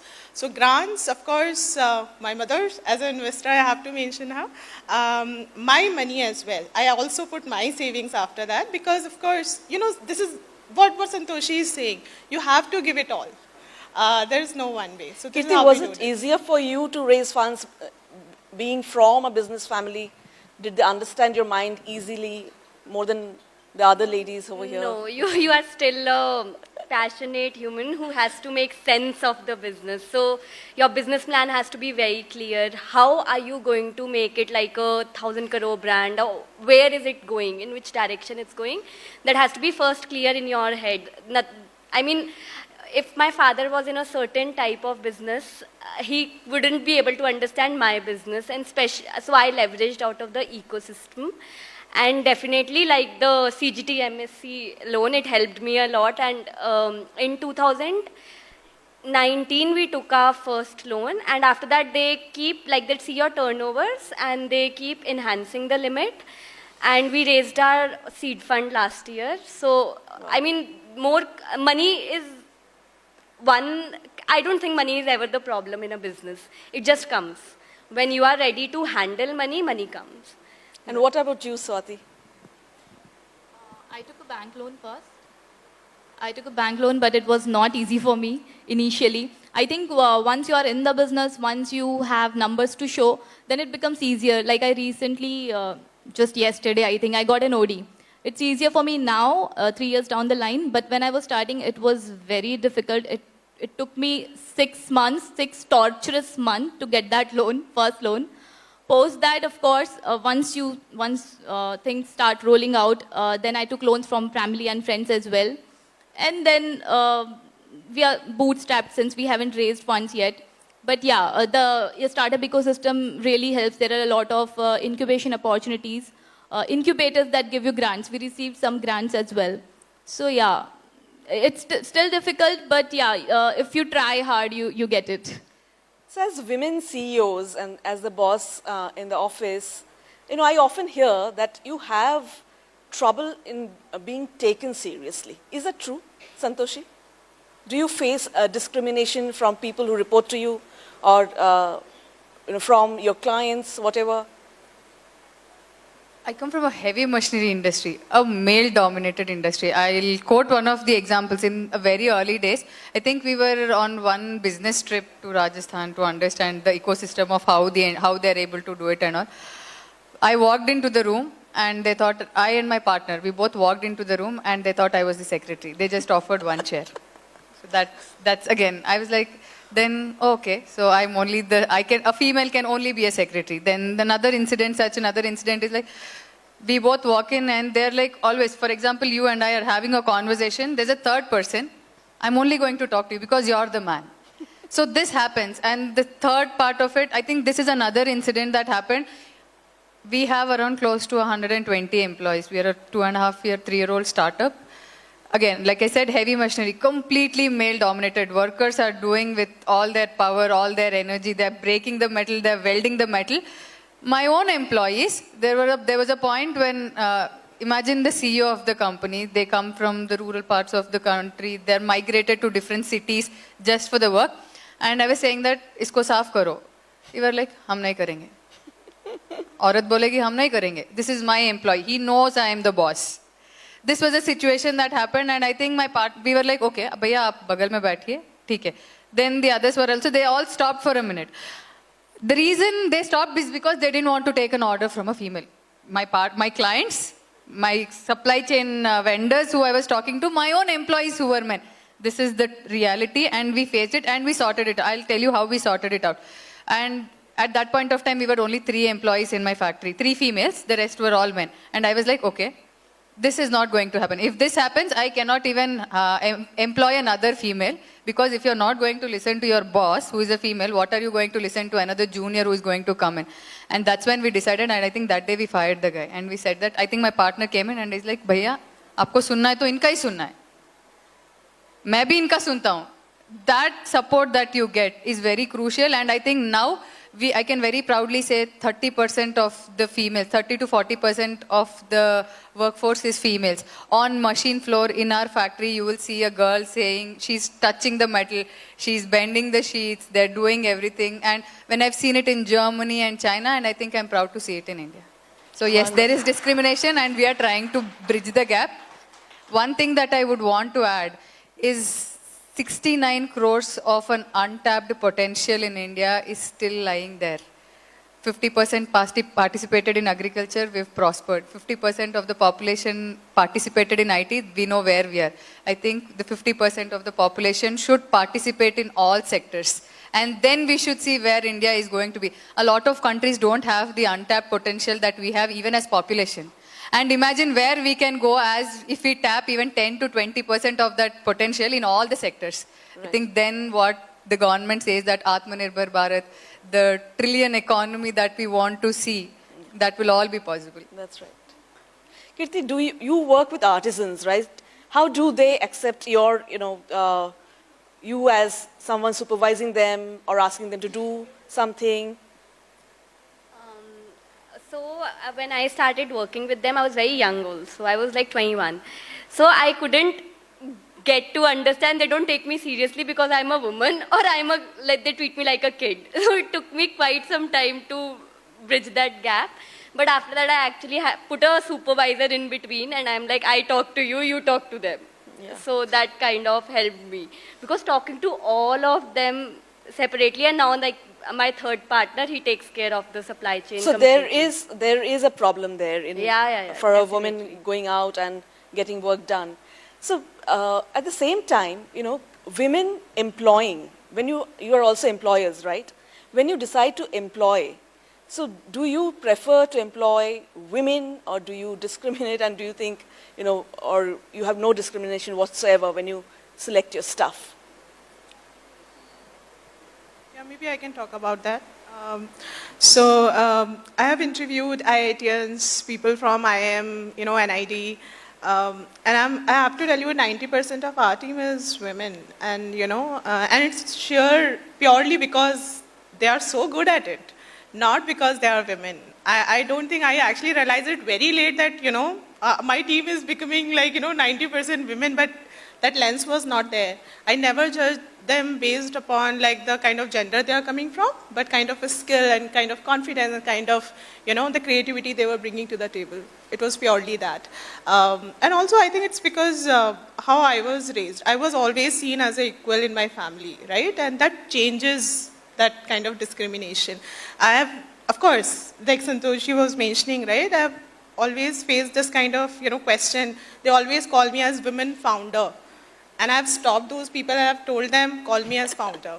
Like, you start seeing me as equal and then we'll have a conversation. That's quite right. The field was quite uneven until like 5, 6, 7 years ago when the entire entrepreneurial landscape was spoken about as, entrepreneurs were addressed as entrepreneurs and women entrepreneurs. So now we call them womenpreneurs. So do you think that the playing field is getting leveled right now between the two genders? See, there are two things. Definitely there is a pride moment, of course. At least that recognition, that acknowledgement is there. So I would not like to, avoid or deny or hide that fact. But at the same time, I feel that narrative is also changing, right? We ourselves, like 4 of us, we were having these conversations and Toshi inspired me so much today. The moment, like she was talking about all this hardcore metal stuff, it's such a beautiful smile. I was like, okay, this is cool. It looks so deceptive and Santoshi is because I've never heard. I used to walk to conferences and rooms with all men. I used to be the only one. Right. I've said, I was in Berlin and, I was attending this conference. I was representing India and I was the only woman representing India, that too in a tech field, in the medical field. But yeah, see, here we are. We have women of change makers here. So it is changing. Santoshi, you were telling me before we, started this conversation that you have no discrimination whatsoever, but you have a few pointers when you select your staff. What are those? Yes, I think ABCD. When we hire our employees, the only rule my HR or whoever is interviewing, the only thing we say is just check for these ABCDs. Do they have the attitude to learn? Do they have the behavior where they are going to be collaborative with their employees and their bosses? And do they have consistency? Can they do anything consistently? Can they do everything consistently? What is the thing that they can do consistently? And D, do they have discipline? Trust me, I'm I'm one of the average. If I somebody like me, and I think I vouch if there is any success, too little success that people say I am, it's only because of these ABCDs. I was always very humble. Learning, you should be, your attitude towards learning, that nobody can know everything. And you should be always a student, and how you are behaving with your colleagues and everybody, and do that consistently and have that discipline. We start a factory. There were days, I don't know how many will think I'm a bad boss. I know there was a collision on the 70-hour week. We started our factory at 5 o'clock in the morning, 6 o'clock in the morning, 7 o'clock in the morning, depending upon what the day demands. And we've started, and when we hire interns also, we see only that. We'll be like, how committed are you? Are you mad about it? When you're building something, you cannot say that, okay, I will do it like, I'll do it at my comfort. I was telling you sometime back in an entrepreneur journey, and I keep telling it again and again. 20 bad days in a month, 7 okay days, 2 or 3 good days, 0 holiday. This is how, and you're not going to have sleep for more than 4 hours where you're not dreaming about your company. If you're not this mad about your company, then you're not going to be successful. You have to be mad, you have to be obsessed, you are ready to do every sacrifice, and then it'll happen. Swati, what is a tip or two for young women watching you tonight and wanting to become entrepreneurs? I repeat this quote. I think it's by Reid Hoffman. An entrepreneur is someone who jumps off the cliff and then builds an airplane while going down. So that's exactly what happened with me. I think they should just go for it. Nobody's prepared, no matter what you do. You're not prepared for what is coming. You don't know, you know. So you should just go for it and learn on the way. And as she said, being consistent is very important, and it's passion to profit. I think passion is the most important ingredient here, because that is the only thing that is your fuel, basically. That is how you start, and when after you start, there are going to be many setbacks, many setbacks. So if you are not passionate about it, you are going to quit. So if you're passionate about it, like, passion is going to be your fuel. So that's my advice. Kirti? So in design college, they taught us that you are not a good designer until you sleep, eat, drink, you do whatever, and you're thinking about your design. And I could only do it when I was introduced to entrepreneurship. You eat, dream, sleep, you only think of one thing, okay, what do I do next? How do I make it better? How do I make things more productive? So yeah, for me, for young entrepreneurs, just go for it. Don't think too much. Don't think too much, yes. What about you? But yeah, you have to find the right passion for it. Like, it has to really drive you crazy that I am going to solve this problem and nobody can do it better than me. Solving a problem. Yeah, great. I think passion, they already mentioned, so it's common. But for me, I think it's resilience. Like, you know, you have to remember that you will fail at some point of time. Just wipe your tears, go back to your work next day. I think that this is the story. For me, I think the only suggestion I want to give to newbies, resilience, just to not give up. Kuch bhi ho raha hai, chalne do, it's fine. There is always a next day and you will do better. I have done this. I've cried nights. I'm telling you, I've literally cried. I've literally had calls like 2 hours, 3 hours long with my mom, and I'm telling ye nahi ho raha hai, kya karu, bas nahi ho raha hai, ye nahi hone wala hai. But next day I was having like very light conversation with my mom. Mama bolte hai, kal to tu kuch aur hi bol rahi thi. Like, you know. Santoshi, you have ever been close to giving up, and what tips do you have for young women entrepreneurs? I should say every day. Every day is tough, and persistence is the name of the game. That's the only word. And the second thing, you might be very passionate. I'm passionate about dance, I'm passionate about gardening and all. But understand, for anybody who's starting anything and you want to make it big, understand how big the problem is. And how much impact can your solution make on that? It's very, people have glorified entrepreneurship. I know, thanks for everything that is happening, but yes, it's one of the toughest journeys that anybody will embark on, and it is not for weak hearts. If you are like every third day or fourth day you have a problem and you're going to run away, then please don't venture onto this journey. It's not your, Again, somebody told me there are two types of people. Somebody who can fly a jet fighter and somebody who can fly a passenger flight. They both are two different things. Not everybody can make a product. There's somebody who also manages the product. You understand what your strength is. That is the first thing. And the second thing, like in our case, the problem that we have been solving, India is trying to build its underground infra network. 2 feet sewage line, 4 feet water line, 6 feet fiber line, and then electric lines and gas lines. Earlier, we used to see gas cylinders being delivered. We used to see water tankers coming in. Internet was 5 years back, or now we have 5G. So we saw the potential in the problem. Understand the problem. Listen to your customers. And then, if you're listening to your customers and you understand the problem, passion will automatically come. Passion is what will make you start. But constantly improving it again and again and hearing back and redriving it back into the system, that is the most important thing. Before we wrap, one quick response that I want to seek from all of you. What was, in a very few words, your moment to dare to dream? Okay. One moment that I recall right now where I thought that that's it, I have to do something about it, was when, as I said, I started it because I wanted to help women in my neighborhood. So they used to go to these chemical testing, these cosmetic companies, when they launch a product, they test it on human skin. And because these women, the entire household is dependent on them, right? So they have very little that afternoon time where they nap. They would utilize that time, they'll go to these panels and they'll earn very small amounts, like 100 rupees, 200 rupees for per testing. But they were so thrilled because they earned it. And when I saw it, I could not sleep because I think that's dangerous that they had to do something like this. There are doctors available, of course, but it's still dangerous.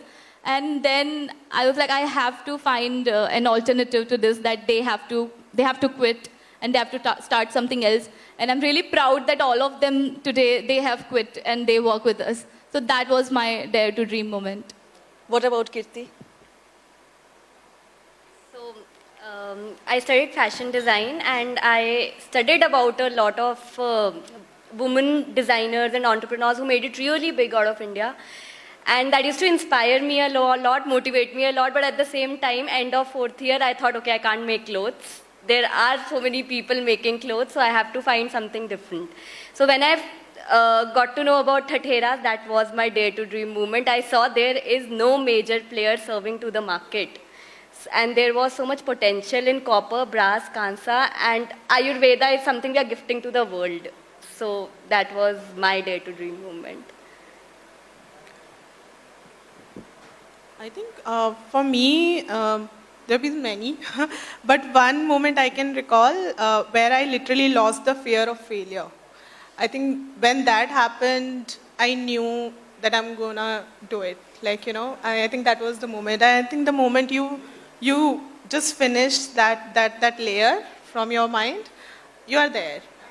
So I think for me, that was the moment. And of course, when I saw women, nurses, ASHA workers doing a lot of stuff in the public areas, rural health areas, I saw if they can do it, I have a skill to do it. I was like, yeah, why not? Yeah. Santoshi? I think in my life, I think I'll get a little personal on this. I was postponing my marriage, and because I wanted to pursue my career. Wow. Somebody told me, एक लड़की को इतनी ambitious नहीं होना चाहिए. I'll remember that line. I'm pretty sure the person who said this line wouldn't remember, even if I make them remember, but that stayed with me. For last few years, it stayed with me. It stayed with me, and I'm so glad the person told me that. I was like, okay, now it's okay. Like I told you, right? Since a kid, I was never told I cannot do something. So that nurture and maybe that particular, I took it as a challenge, and that was the moment I was like, okay, I can do, and I think it's okay for all the girls out there. One thing that you're asking, saying what is one piece of advice that you would give to the girls out there, is like, it's okay, you will figure it out. No, believe in yourself. All of this will be very easy for me to say, but these are all not words. And a lot of times, you might be questioning yourself. There will be moments where every day you will be like, when on those bad 20 days, you will be questioning yourself like, did I take the right decision? Am I doing the correct thing? I would have had a better life. I would have been happily doing something else. I would have had a stable life. Trust me, it's all worth the adrenaline rush that you're going to have. On those 2 days, the remaining 27 bad days or okay days, those 2 days will make up for all of those. Spectacular stories and very inspiring stories from each one of you. So the message is clear. You have a choice and you have the choice to choose your passion. On that note, ladies and gentlemen, we are closing this conversation. Thanks for listening to this.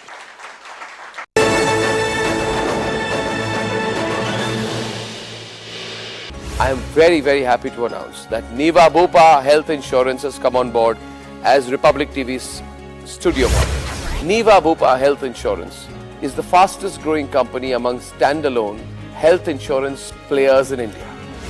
It has also provided health insurance coverage to 1.1 crore people in India and settled over 15 lakh claims, processing one claim every 60 seconds. So we are delighted to be partnering with them.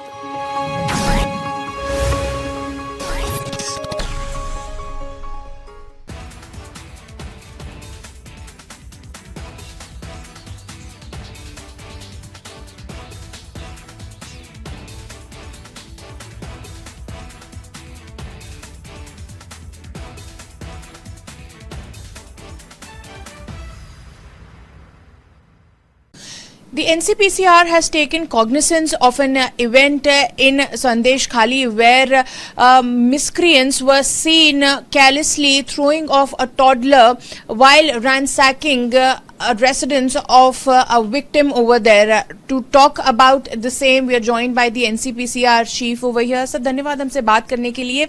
ये कौन सा incident है और NCPCR ने किस तरीके का cognisance लिया है इसका? देखिए, हमको न्यूज़ चैनल पे, आपके ही न्यूज़ चैनल पर एक क्लिपिंग मिली जिसमें एक महिला जो विक्टिम है वो ये बता रही है कि उसके 6-7 महीने के बच्चे को जब उसके घर पे अटैक किया गया तब उसको हाथ से छीनकर फेंक दिया गया.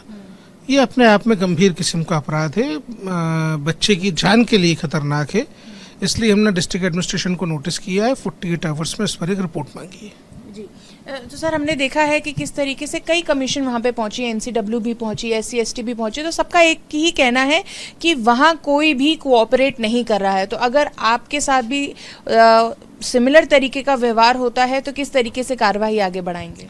देखिए, पश्चिम बंगाल की जो मुख्यमंत्री हैं ममता बनर्जी जी, वो बच्चों की सुरक्षा करने के मामले में इनकॉम्पिटेंट हैं और इस बात से हमने भारत की संसद को अवगत कराया है. हमने इस बजट सत्र में ही सरकार के माध्यम से यूनाइटेड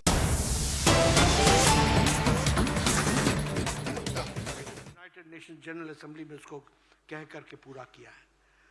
जहां तक रेस्क्यू ऑपरेशंस का सवाल है, वंदे भारत मिशन हो, कोविड में सभी लोगों को वापस घर लाने का सवाल हो, ऑपरेशन दोस्त हो, सीरिया से लोगों को लाने का सवाल हो, या फिर ऑपरेशन गंगा हो जिसमें यूक्रेन से लोगों को लाने का सवाल हो, सभी में सफलता हम सबको मिली है और मोदी जी ने इसमें बढ़ चढ़ करके पहल ली और उस पहल के कारण ये हो पाया है. मंगलयान से चंद्रयान ये संभव हुआ तो इसी दशक में हुआ है.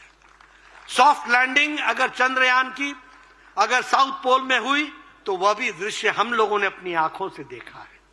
हमने आदित्य L1 का सफल प्रयास वो भी हम लोगों ने देखा है.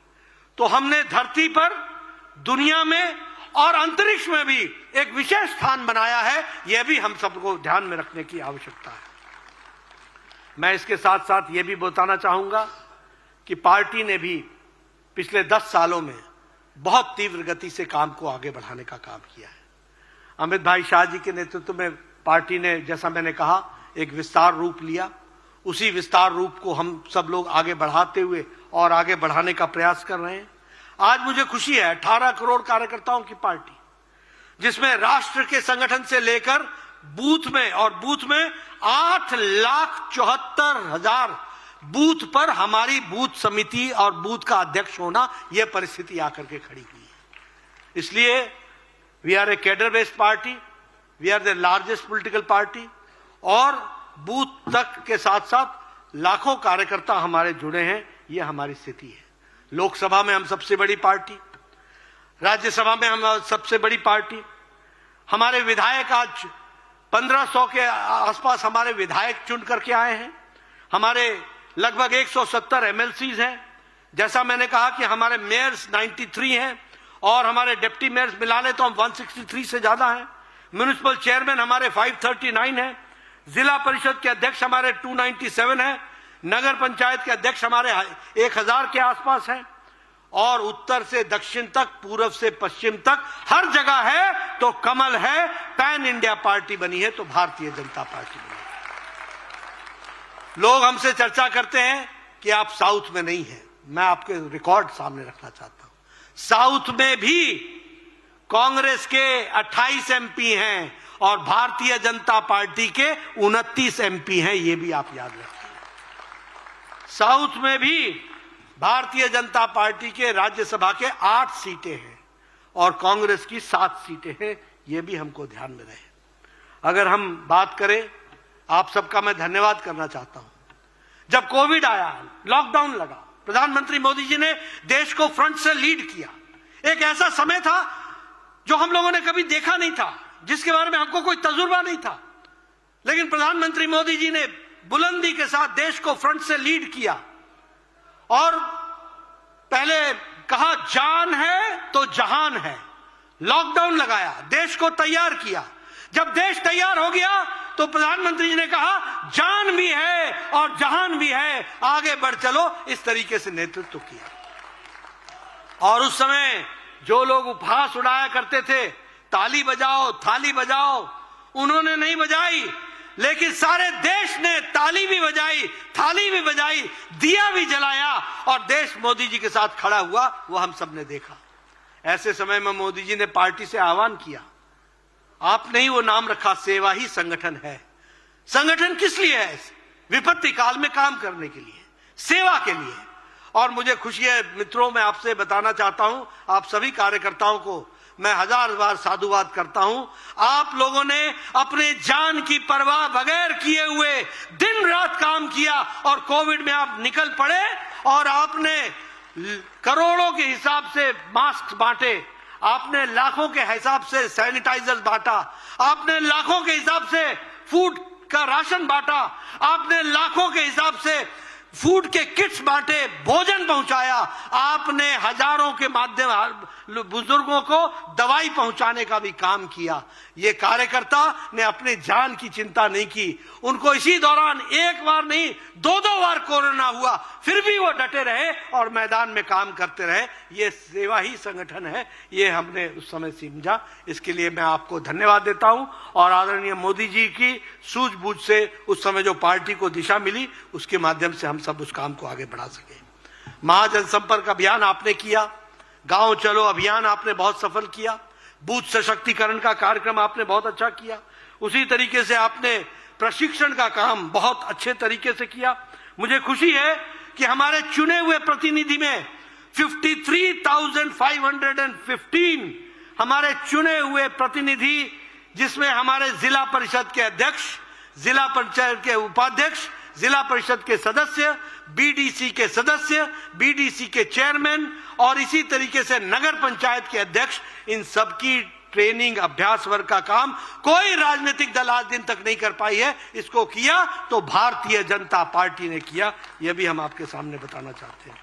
मेरी माटी मेरा देश जो सरकार का कार्यक्रम था, उस कार्यक्रम को भी बखूबी भारतीय जनता पार्टी के कार्यकर्ताओं ने लगभग 3 लाख गांव तक पहुंच करके और वहां पर मिट्टी को कलश में लेकर, भारत मां की मिट्टी को कलश में लेकर वो दिल्ली लाने का उन्होंने काम किया। और 31 अक्टूबर को प्रधानमंत्री मोदी जी के नेतृत्व में और उसका जो उद्यान बना है उसमें उस मिट्टी को डाला भी गया और साथ ही साथ प्रधानमंत्री जी का हम सबको संबोधन मिला। यह भी मेरा माटी मेरा देश, इसको भी हम लोगों ने बखूबी इसको पूरा किया है। उसी तरीके से बस्ती संपर्क का कार्यक्रम विशेष करके हमारे अनुसूचित जाति मोर्चा ने किया, लेकिन सारी पार्टी उसमें लगी और उसको भी पूरी ताकत से उसको पूरा करने का काम किया है। उसी तरीके से बस्ती संपर्क के साथ साथ बूथ सशक्तिकरण का कार्यक्रम, जैसा मैंने कहा, उसको भी पूरा करने का काम किया।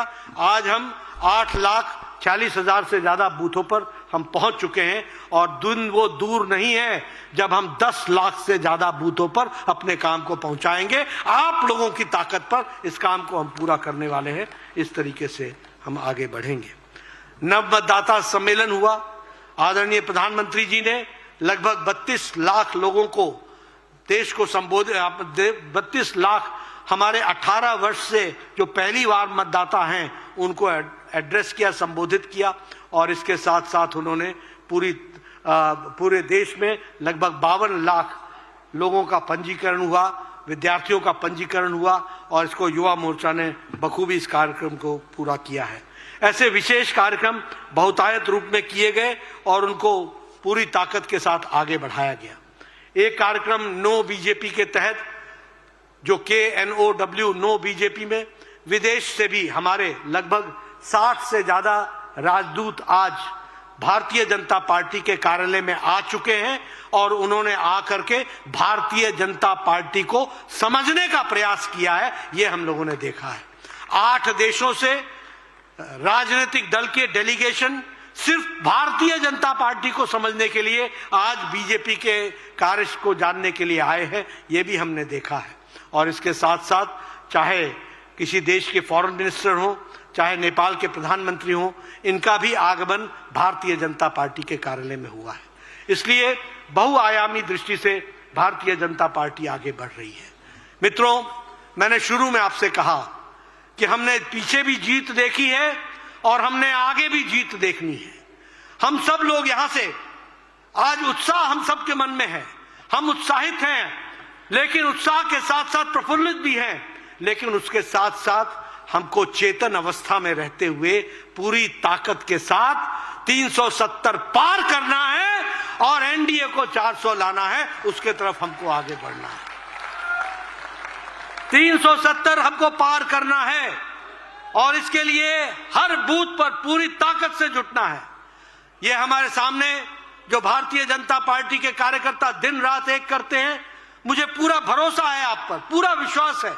आप पूरी ताकत से लगेंगे और भारतीय जनता पार्टी मोदी जी के नेतृत्व में 3rd टर्म पे हैट्रिक भी करेगी और रिकॉर्ड भी तोड़ करके आगे बढ़ेगी। इस तरीके से हम आगे बढ़ेंगे। मित्रों, मैं आपका ज्यादा समय न लेता हुआ अपनी बात को यहीं विराम देता हूं और इस आशा के साथ कि अगली बार जब हम मिलेंगे तो हम 370 पार होंगे और 400 पार होंगे, एनडीए को इस तरीके से मिलेंगे। बहुत बहुत धन्यवाद। जय Bharat.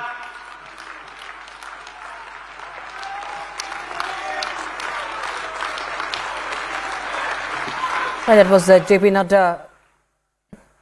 That was President of Bharatiya Janata Party, JP Nadda, addressing the BJP National Council meets, a 2-day meeting. And we can see Prime Minister Narendra Modi also congratulating him after this speech. And we expect more address. We expect Prime Minister to also speak during the event. It's day 1 at Bharat Mandapam.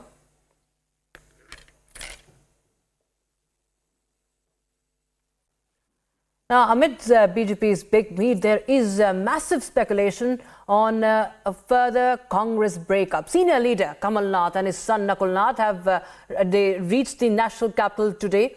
There's a major speculation over the father-son duo's defection from the party, and sources have also informed that there are 7 MLAs in Kamal Nath camp and more defections are likely. And now in the latest development, Kamal Nath has now, in fact, on camera, he has spoken on this. He has not denied the speculation. That is something to be noted. Let's take a listen into what exactly Kamal Nath said when asked about the development.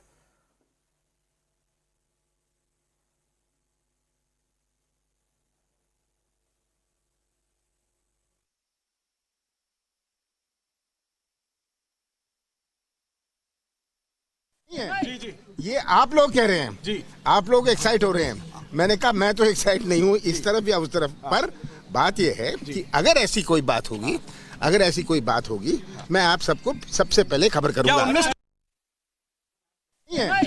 ये आप लोग कह रहे हैं जी, आप लोग excite हो रहे हैं। मैंने कहा मैं तो एक्साइट नहीं हूँ इस तरफ या उस तरफ, पर बात यह है कि अगर ऐसी कोई बात अगर ऐसी कोई बात होगी मैं आप सबको सबसे पहले खबर करूंगा।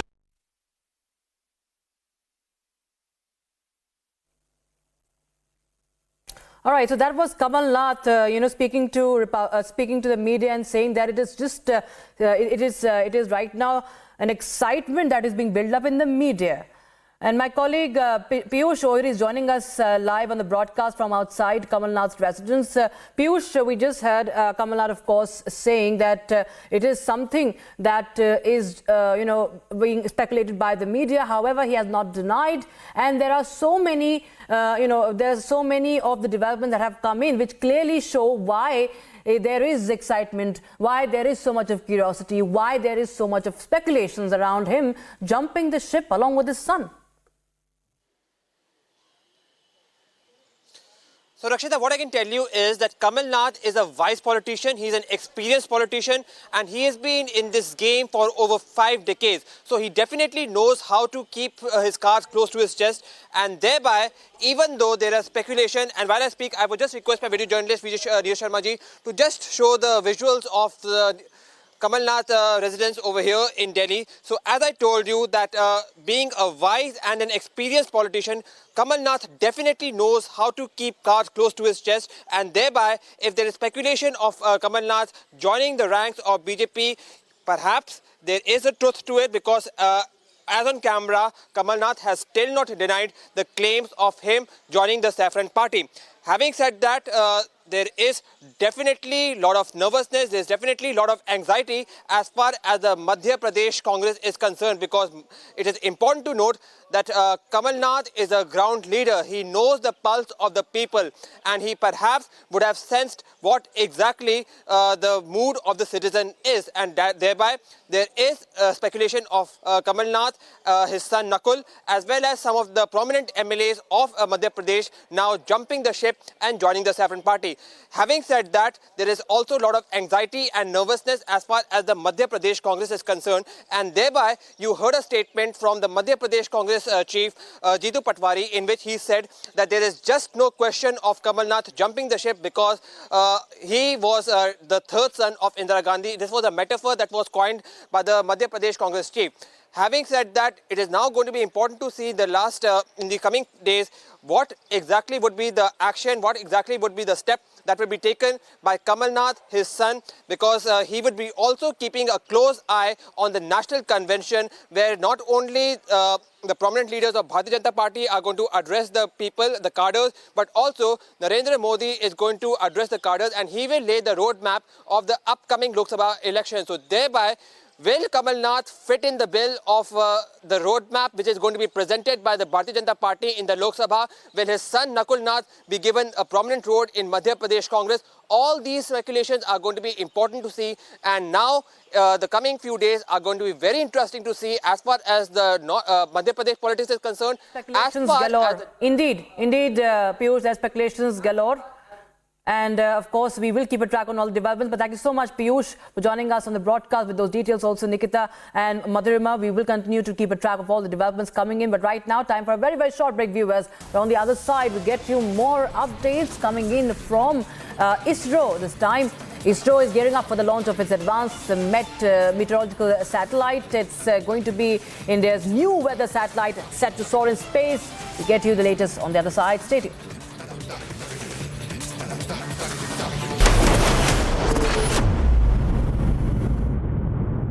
कांग्रेस के पुराने नेता एक एक करके इनको छोड़कर जा रहे हैं। आज स्थिति ये है कि कांग्रेस के पास अपने कार्यकर्ता तक नहीं बचे हैं। इनके नेता से अपना एक स्टार्टअप नहीं संभल रहा। ये लोग देश संभालने का सपना देख रहे हैं। साथियों, मैं ऐसी अनेक गारंटियां गिना सकता हूं जो देशवासियों के आशीर्वाद से पूरी हो चुकी है। लेकिन कांग्रेस का ट्रैक रिकॉर्ड क्या है? कांग्रेस का ट्रैक रिकॉर्ड देश की आधे से अधिक आबादी को दशकों तक छोटी छोटी जरूरतों से दूर रखना का है, तरसाने का है। कांग्रेस का ट्रैक रिकॉर्ड सिर्फ एक परिवार के हित को देश और देशवासियों के हित से ऊपर रखने का है। कांग्रेस का ट्रैक रिकॉर्ड इतिहास के सबसे बड़े घोटालों का है। कांग्रेस का ट्रैक रिकॉर्ड आतंकवाद और अलगाववाद को बढ़ावा देने का है। कांग्रेस का ट्रैक रिकॉर्ड सेना और सैनिक दोनों को कमजोर करने का है। ये बातें याद रखनी जरूरी है, क्योंकि आज भी कांग्रेस की टीम वही है, नेता वही है, नीयत वही है और उन सब की निष्ठा एक ही परिवार के लिए है। तो नीति भी तो वही होगी जिसमें लूट है, भ्रष्टाचार है, बर्बादी है। साथियों, कांग्रेस सोचती है कि सत्ता में रहना उसका जन्मसिद्ध अधिकार है, इसलिए गरीब का ये बेटा जब से पीएम बना है, ये एक के बाद एक मेरे खिलाफ साजिशें करते जा रहे हैं। लेकिन ईश्वर रूपी जनता जनार्दन का आशीर्वाद मेरे साथ है। कांग्रेस की हर साजिश के सामने जनता जनार्दन ढाल बनकर खड़ी हो जाती है। जितना ज्यादा कांग्रेस साजिशें करती है, उतना ही ज्यादा जनता मुझे मजबूत करती है, अपना आशीर्वाद देती है। इस बार भी कांग्रेस ने मेरे खिलाफ सारे मोर्चे खोल दिए हैं, लेकिन मेरे देश की जनता का सुरक्षा कवच, और जब जनता का सुरक्षा कवच होता है, जनता जनार्दन का आशीर्वाद होते हैं, माताएं बहनें ढाल बनकर के खड़ी होती हैं, तो संकटों से पार भी निकलते हैं और देश को आगे भी बढ़ाते हैं। और इसलिए आप सबके आशीर्वाद से हिंदुस्तान के कोने कोने में जो मैं अनुभव कर रहा हूं, इसलिए लोग कह रहे हैं एनडीए सरकार 400 पार, एनडीए सरकार, एनडीए सरकार, एनडीए सरकार। साथियों, एक परिवार के मोह में फंसी कांग्रेस, हरियाणा में वही हाल है, आज अपने इतिहास के सबसे दयनीय दौर से गुजर रही है। इनके नेता से अपना एक स्टार्टअप नहीं संभल रहा।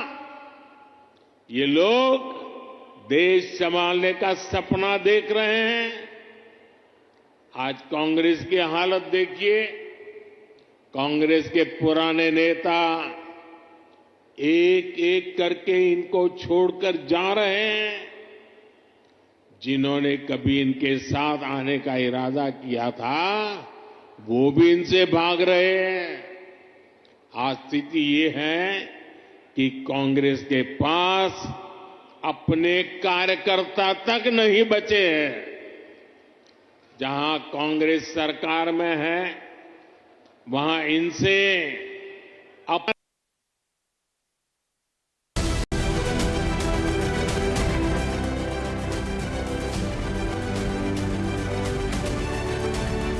U.S. Secretary of State Antony Blinken and Chinese Foreign Minister Wang Yi held constructive discussions during their meeting at the Munich Security Conference. According to U.S. State Department spokesperson Matthew Miller, discussion touched on bilateral, regional and global issues as part of the ongoing effort to maintain an open line of communication in their relationship. Smoke was seen rising over the Gaza Strip as the Israeli army pressed ahead with its campaign. According to hospital officials, 2 Israeli airstrikes on Rafah overnight resulted in the deaths of at least 13 people, including 9 members of the same family.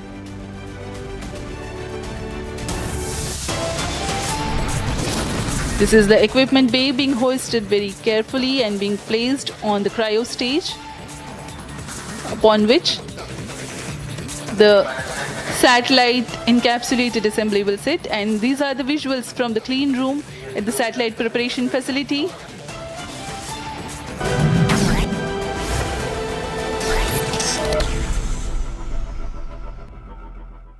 QS&THE, the world's foremost university rankings organizations, have ranked Amity amongst the top 3% universities globally, making it among the very few Indian universities to be included in both rankings. Yet another top ranking for Amity University. Good evening and welcome. It's getting completely impossible for Mamata Banerjee to wiggle her way out of delivering answers to the women of Sandesh Khali. Sandesh Khali, where woman after woman after woman after woman over the last 12 days are coming out despite the environment of fear, despite the intimidation, and despite the fear being put into them of retaliation, ladies and gentlemen, of retribution, of horror stories of politically institutionalized and enabled and sponsored mass rape at a political party office. On the one side is their bravery, their resilience, which are a testament to the strength of their convictions, which have shaken an entire nation on their feet in this demand for justice. And on the other side, ladies and gentlemen, is the armchair coterie of Mamata Banerjee, complete psychopaths, shamelessly cheerleading Mamata Banerjee on as she turns completely anti-women by backing Mafia Don Shah Jahan Sheikh. Mamata Banerjee, this is not a matter which is going away. It is not a matter vanishing into air. It is not a silence that can be bought. It is not a matter that the plugs will be pulled from, not until absolute justice is delivered proportionately to the crime and to the criminals. And the criminals, ladies and gentlemen, are not just the alleged rapists who use the Trinamool Congress office allegedly as a mansion of crime and rape. It's not just the Mafia Don Shah Jahan Sheikh's den of crime that is being endorsed by the highest levels in office. It is equally all those hypocrites and psychopaths who are endorsing and justifying and doing everything in their might to taint the victims. Mamata Banerjee should realize that women are not just members of half the billion. They are not just half that will toe her line, be bought through intimidation and nod their heads elatedly at getting 1,000 rupee sop. You cannot throw a carrot at women and pray and hope that this tides over. The women of the country want justice.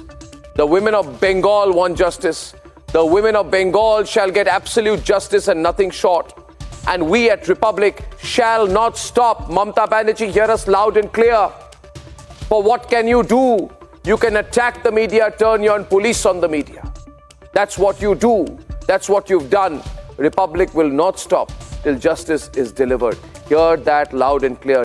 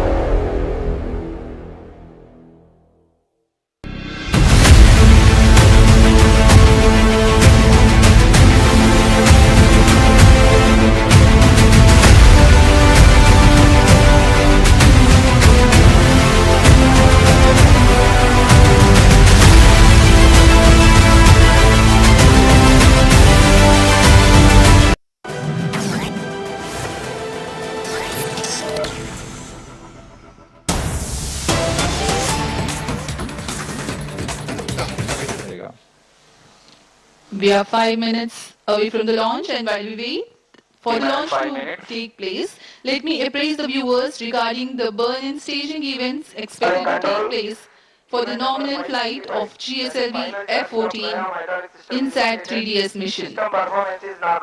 The 4 strap-on stages, the L-40s, will ignite first, and 4.8 seconds later, after ensuring their full thrust, the core S-139 ignites.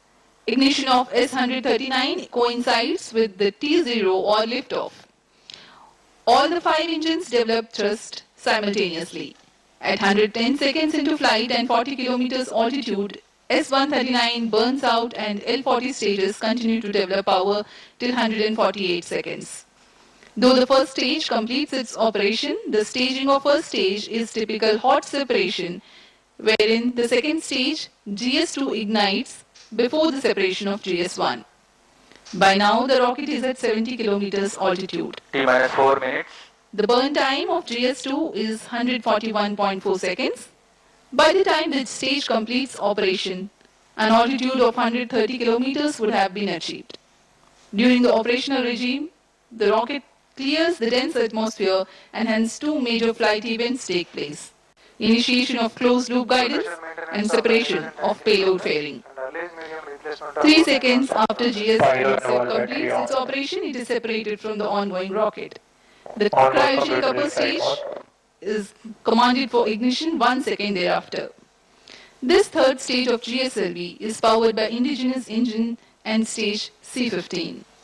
The burn time of third stage is 113 seconds. While only 100 kilometers is added in terms of altitude,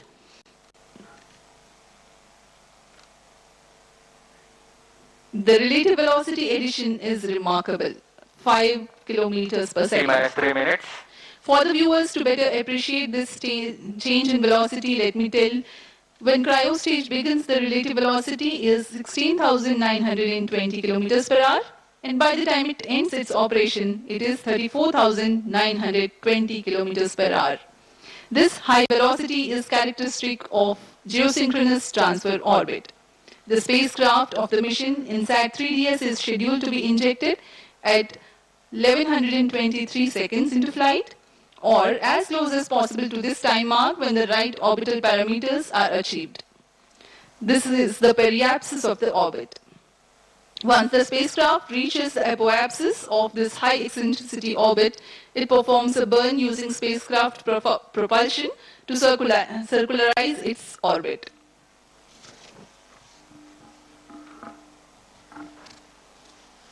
अब हम प्रमोचन से 2 minute की दूरी पर T-minus 2 minutes.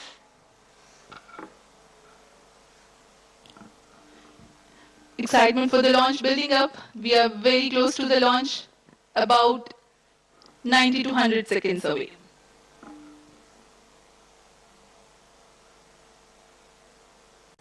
सभी छात्र छात्रगण बड़े उत्साहित होकर इंतजार करते हुए प्रमोचन का भारी संख्या में यहाँ उपस्थित हैं। मौसम पूरी तरह अनुकूल, शाम का समय है ये। सारी गतिविधियां सुचारू रूप से जारी हैं। Tank ready.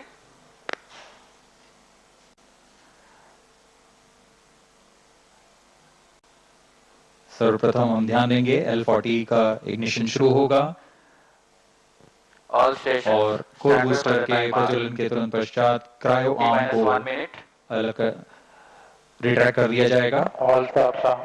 Minus 55 seconds. L-40 VHPP opened. Minus 50 seconds. Gas bottle ready.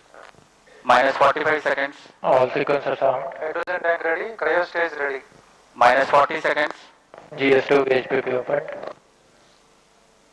Minus 35 seconds. Minus 30 seconds. L-40 VSPP opened. Daytime program set. Minus 25 seconds. GS2 VSPP opened. GS1 ignition. Minus 20 seconds. Minus 15 seconds. 10, 9, 8, 7, 6, 5, 4, 3, 2, 1. L40 stages are ignited. Plus 5 seconds. Lift off normal. A perfect lift-off. GSLV F-14 Insat 3DS progressing towards its destination. Performance normal. जी हाँ, अभी हमने देखा चारों L40 तथा core booster का प्रज्वलन शुरू हो चुका है और GSLV F-14 उत्थापित हो अपने उद्दिष्ट दिशा की ओर बढ़ता हुआ. Clear sky. We can see the rocket very beautiful. And from the mission control center here, we can hear the vibrato also. शाम का समय बहुत दूर तक हम यान को देख पा रहे हैं. इसका सामान्य प्रज्वलन, इसका कंपन भी हमें यहाँ महसूस होता है. यान अपनी उद्दिष्ट कक्षा की ओर बढ़ता हुआ. Plus 1 minute. प्रथम चरण के कोर बूस्टर का प्रज्वलन काल 110 सेकंड के करीब होता है और इस दौरान यह 8400 किलो न्यूटन का प्रणोद उत्पन्न कर रहा है. First stage performance normal. प्रथम चरण में कोर बूस्टर तथा 4 L40 स्ट्रैप-ऑन बूस्टर सामान्य निष्पादन करते हुए. Presently, the core booster and the 4 L40 strap-ons thrusting simultaneously.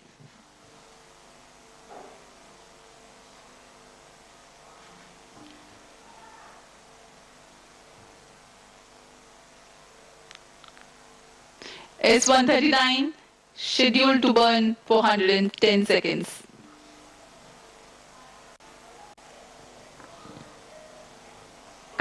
Stage ban out. Animated view में आप देख पा रहे हैं 4 L40 तथा कोर बूस्टर S-139 प्रज्वलित है. First stage performance normal. Core booster अब बर्नआउट हो चुका है, उसका प्रज्वलन काल समाप्त हो चुका है, लेकिन L40s अभी भी जारी हैं. इन्हें 148 सेकंड पर बंद कर यान से पृथक कर दिया जाएगा. The 4 L40s thrusting presently. The launch vehicle is being tracked by the tracking station at Shar. 40 stages thrust cut off. First stage separated. Second stage ignited. Range operation निदेशक ने अभी इसकी पुष्टि की. प्रथम चरण को यान से सफलतापूर्वक पृथक कर दिया गया है और उसके तुरंत बाद ही GS2 द्वितीय चरण का प्रज्वलन भी शुरू हो चुका है. Second stage performance normal. There are a quick succession of several flight event confirmations by the Range Operations Director. The first stage comprising of the S-139 and L-40s have been separated. The second stage is ignited and the performance is reported to be normal. We are 190 seconds past the launch time. Present altitude is close to 100 kilometers and closed loop guidance has been initiated. वर्तमान में द्वितीय चरण GSLV F-14 का प्रज्वलनरत है. Second stage performance normal. इस दौरान यह 846 kilo Newton का प्रणोद उत्पन्न कर यान को उद्दिष्ट कक्षा की ओर ले जा रहा है. इसमें विकास इंजन का उपयोग किया जा रहा है और इसमें इंजन जिबल यान से ऊष्मा कवच को पृथक कर दिया गया है. अब यान की ऊंचाई 113 किलोमीटर है. यह घने वातावरण को पार कर चुका है. Dense atmosphere has been crossed by the launch vehicle and hence the payload fairing has been separated. Presently, Shah ground station continues to track and Port Blair station has started to acquire the data. यह mission पूर्वी दिशा का mission है, इसलिए शार स्थित port Blair स्थित ground station वर्तमान में इसे ट्रैक करते हुए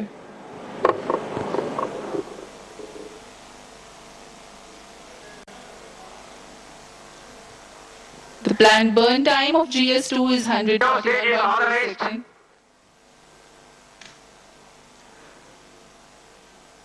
क्रायोपर स्टेज जो कि तृतीय चरण है GSLV F-14 का, उसे ऑथराइज कर दिया गया है प्रज्वलन के लिए.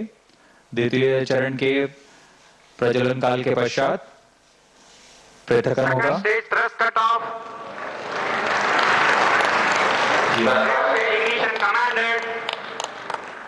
द्वितीय चरण के प्रज्वलन काल के पश्चात उसे यहां से पृथक कर दिया गया है। Now a jubilant atmosphere here in the Mission Control Center as the confirmation of the CUS engine startup has been obtained.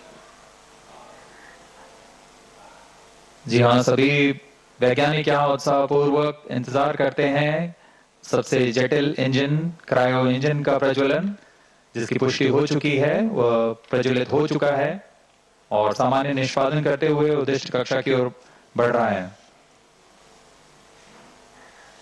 Cryo engine liquid oxygen तथा लिक्विड हाइड्रोजन को ईंधन के रूप में इस्तेमाल कर 75 किलो न्यूटन का प्रणोद उत्पन्न करेगा और इसका कुल प्रज्वलन काल 814 सेकेंड।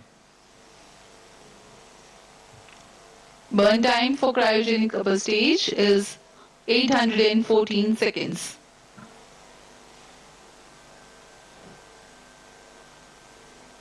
सभी दर्शकों के लिए यह उत्साहपूर्ण पल। Stage performance normal.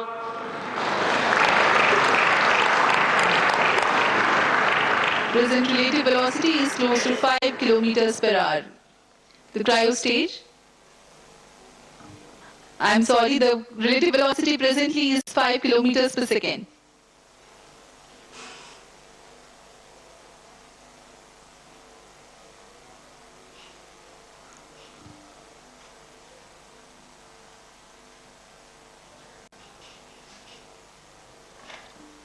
सभी वैज्ञानिक अपने कंसोल पर आंकड़ों का अध्ययन करते हुए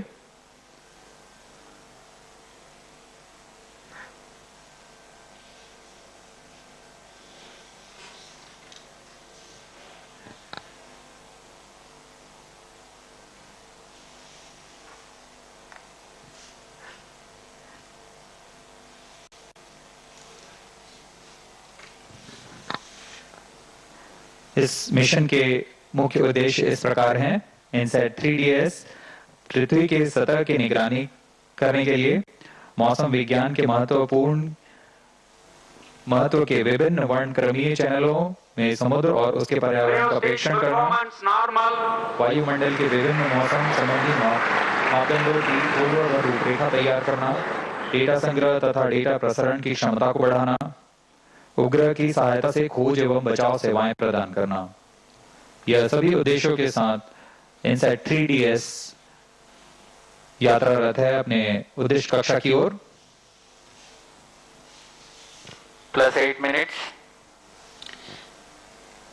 The satellite INSAT 3DS is fully funded by the Ministry of Earth Sciences, various of its departments such as India Meteorology Department, IMD, National Center for Medium Range Weather Forecasting, NCM RWF, Indian Institute of Tropical Meteorology, IITM, National Institute of Ocean Technology, NIOT, and Indian National Center for Ocean Information Services, INCOIS, and various other agencies and institutes will be using INSAT 3DS satellite data to provide improved weather forecasts and meteorological services.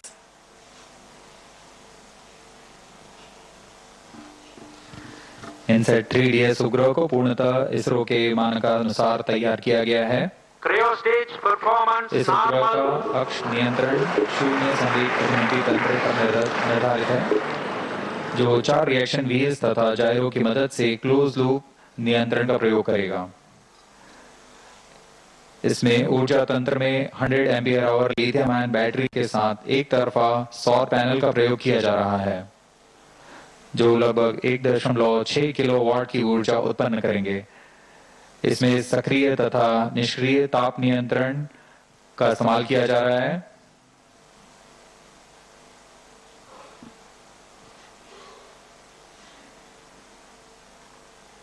इस उपग्रह को 10 साल के mission काल के लिए अभिकल्पित किया गया है। इनसेट 3DS के निभार में 6 चैनल इमेजर है, 19 चैनल साउंडर, डेटा रिले ट्रांसपॉन्डर और उपग्रह सहाय खोज एवं बचाव के लिए ट्रांसपॉन्डर्स लगे हुए हैं। इन सभी निर्धारों के द्वारा इनसैट 3DS मौसम संबंधी क्रांतिक आंकड़ों को इकट्ठा करने में सक्षम होगा। मौसम संबंधी सभी आंकड़ों को पृथ्वी विज्ञान मंत्रालय के अंतर्गत विभिन्न विभाग जैसे भारतीय मौसम विज्ञान विभाग, राष्ट्रीय मध्यम अवधि मौसम पूर्वानुमान केंद्र और ऐसे कई प्रौद्योगिकी अनुसंधान संस्थानों के साथ इसे साझा कर इस उपग्रह को अधिक से अधिक उपयोग में लाया जाएगा। इन सभी आंकड़ों से मौसम पूर्वानुमान और संवर्धित होगा और सटीक हो सकेगा।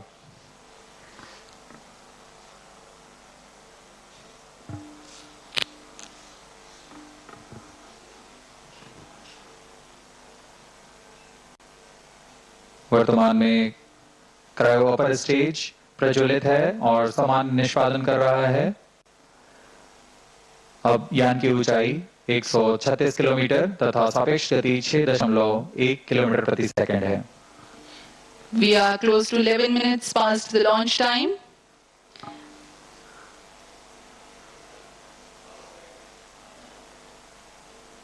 Port Blair station currently tracking, and Brunei station will shortly start to acquire the data. INSAT 3DS satellite carries a multispectral imager or optical radiometer capable of generating images of Earth and its environment in 6 wavelength bands.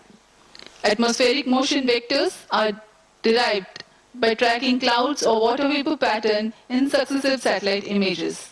AMD includes information on wind speed and direction.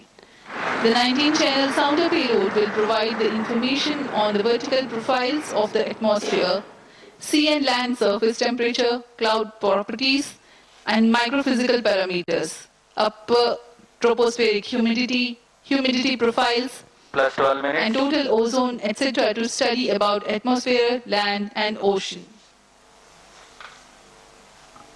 Data relay transponder receives global meteorological, hydrological, and oceanographic data from automatic data collection platforms or automatic weather stations from multiple users and relays back to user terminal.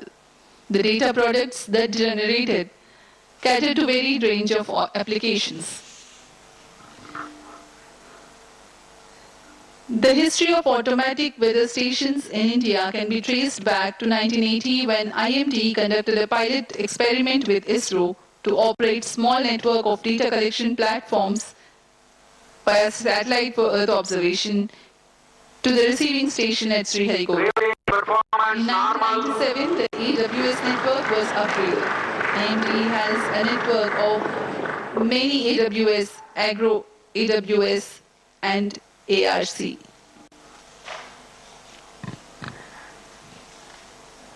इस उपग्रह में मुख्य निर्धार के रूप में है imager payload. INSAT 3DS उपग्रह का यह निर्धार एक मल्टी स्पेक्ट्रल इमेजर है जो पृथ्वी और उसके पर्यावरण की 6 तरंग वेवलेंथ में प्रतिबिंब लेने में सक्षम होगा। इस उपग्रह में 19 ट्रांसपॉन्डर पेलोड भी हैं। साउंडर पृथ्वी के वायुमंडल की लंबवत रूपरेखा तैयार करेगा और इसमें सम्मिलित हैं तापमान, आर्द्रता आदि सम्मिलित हैं। इसमें डेटा रिले ट्रांसपॉन्डर लगे हुए हैं जो स्वचालित डेटा संग्रह प्लेटफॉर्म में वैश्विक स्तर पर मौसम, जल तथा समुद्र विज्ञान के आंकड़ों को इकट्ठा कर एक जगह से दूसरी जगह रिले करने में सक्षम होंगे। इस उपग्रह में खोज और बचाव कार्य के लिए ट्रांसपॉन्डर लगे हुए हैं। इसमें बीकन ट्रांसमीटर है जो आपदा संदेशों को रिले करता है और चेतावनी संदेशों के लिए भी संवेदनशील है। UHF बैंड में वैश्विक कवरेज के साथ यह आपदा प्रबंधन में एक बहुमूल्य सहायक होगा। Cryo stage performance normal.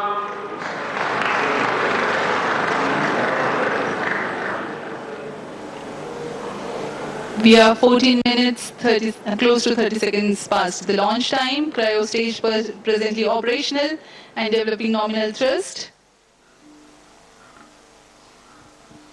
Brunei station continues to track.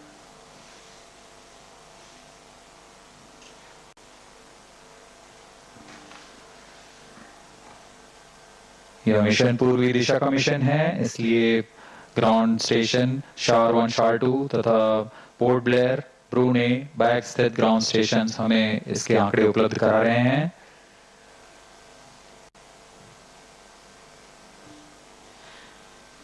INSAT 3DS satellite is configured around ISRO's well-proven I2K bus platform.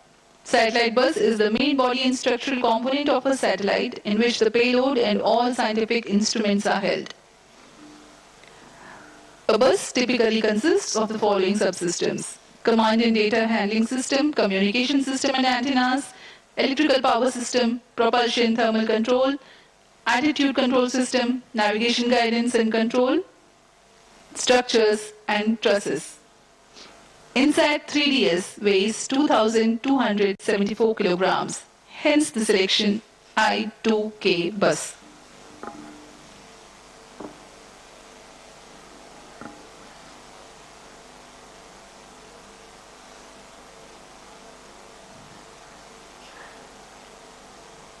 Cryo पर स्टेज तृतीय चरण और अंतिम चरण है GSLV F-14 का।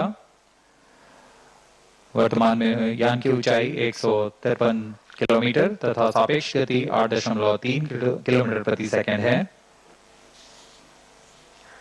सभी तंत्र क्रायो इंजन के सामान्य निष्पादन करते हुए इस दौरान यह 75 किलोन्यूटन का प्रणोद उत्पन्न कर उपग्रह को उद्दिष्ट कक्षा में ले जाता है। इसमें अभिवृत्ति नियंत्रण के लिए 2 वर्नियर जेट्स लगे होते हैं।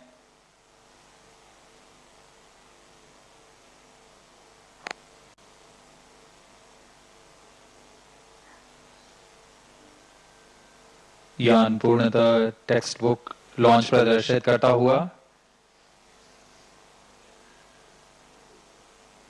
जैसा अनुमानित था, अनुमानित पथ के ऊपर में ही जाता हुआ GSLV F-14 plus 17 minutes. यह ये भी दर्शाता है कि हमारी गणना और सभी कार्य सुनिश्चित सुनियोजित तरीके से पूरी हुई हैं और गुणवत्ता का खास ध्यान रखा गया है। Objective of the present launch is to place the weather observation satellite INSAT 3DS in geosynchronous transfer orbit.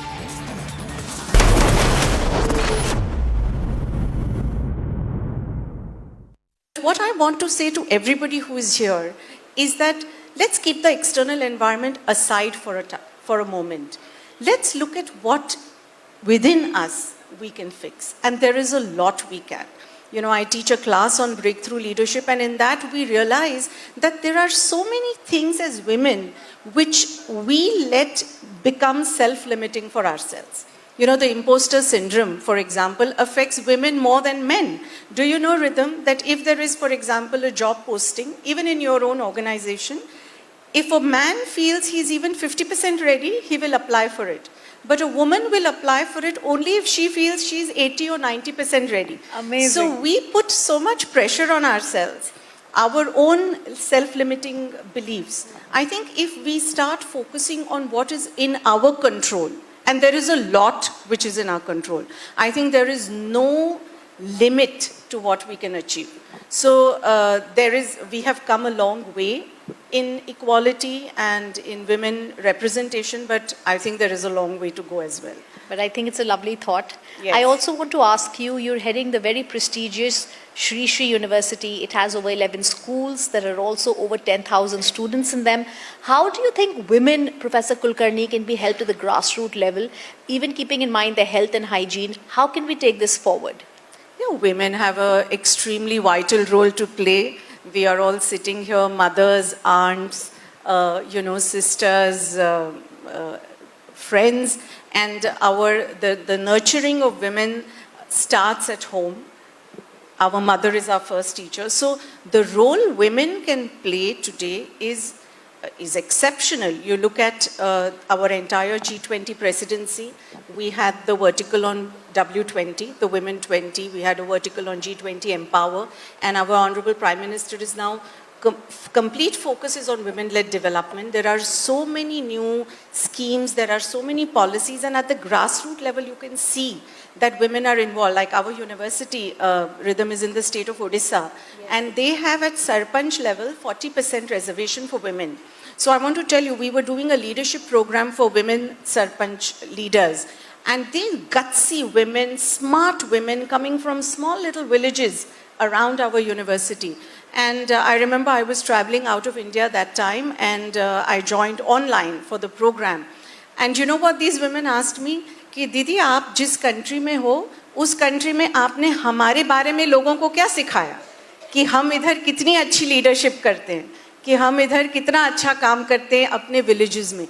Such confidence and such belief in the ability to do. So I think from the grassroots level today in our country, like in Art of Living Rhythm, we are teaching, we run about 1,200 free schools in India. About 90,000 children get free education.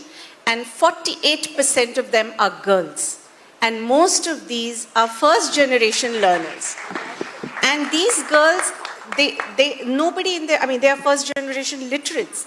And some of these villages are in remote parts of India. And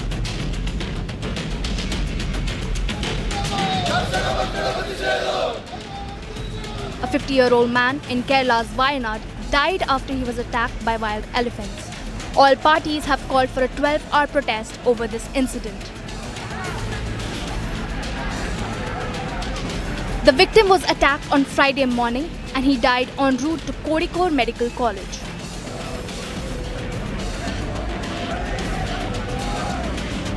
This is the third death in a series of wild elephant attacks in Wayanad since January. Amid fears of safety, an operation to capture the wild elephant has resumed in the Manivayal forest zone. As operations continue, political parties along with locals are taking out a joint protest against the Kerala government over these attacks. Bureau Report, Republic TV. And for a short break on the other side, 12 days on, women of Sandesh Khali continue to fight against politically institutionalized mass rapes.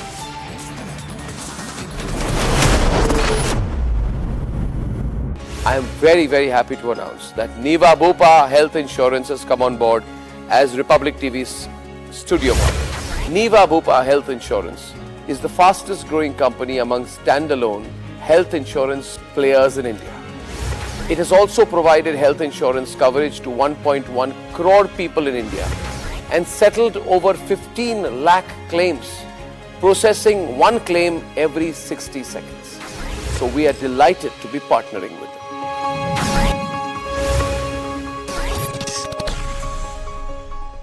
What I want to say to everybody who is here is that let's keep the external environment aside for a moment. Let's look at what within us we can fix. And there is a lot we can. You know, I teach a class on breakthrough leadership, and in that we realize that there are so many things as women which we let become self-limiting for ourselves. You know, the imposter syndrome, for example, affects women more than men. Do you know, Rhythm, that if there is, for example, a job posting, even in your own organization, if a man feels he's even 50% ready, he will apply for it. But a woman will apply for it only if she feels she's 80 or 90% ready. Amazing. So we put so much pressure on ourselves, our own self-limiting beliefs. I think if we start focusing on what is in our control, and there is a lot which is in our control, I think there is no limit to what we can achieve. So we have come a long way in equality and in women representation, but I think there is a long way to go as well. But I think it's a lovely thought. Yes. I also want to ask you, you're heading the very prestigious Shri Shri University. It has over 11 schools. There are also over 10,000 students in them. How do you think women, Professor Kulkarni, can be helped at the grassroots level, even keeping in mind their health and hygiene? How can we take this forward? You know, women have an extremely vital role to play. We are all sitting here, mothers, aunts, sisters, friends, and the nurturing of women starts at home. Our mother is our first teacher. So the role women can play today is is exceptional. You look at our entire G20 presidency.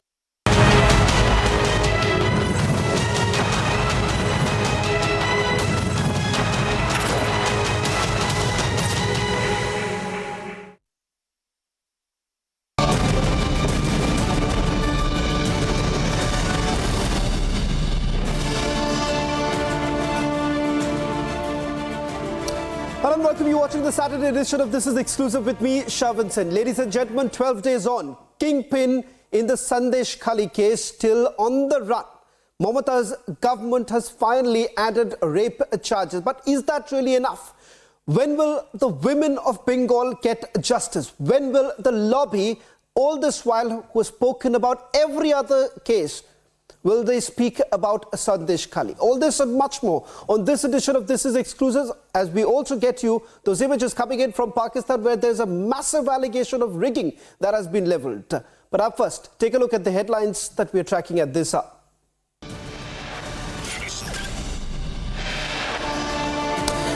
Massive speculation over further Congress breakup as Kamal Nath and son heads to the national capital.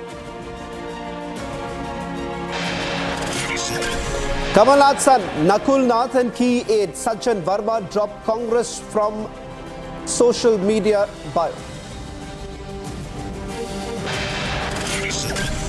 Top sources say at least 7 Congress MLAs from Kamal Nath's camp likely to follow and jump the ship.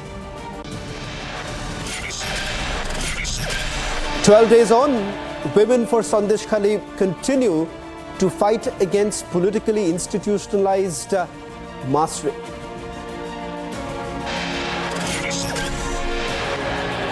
Yet another milestone for ISRO. New weather satellite INSAT 3DS launched from Sriharikota. Pakistan stares at another political crisis. Chief Commissioner in Rawalpindi resigns, accepts rigging in elections.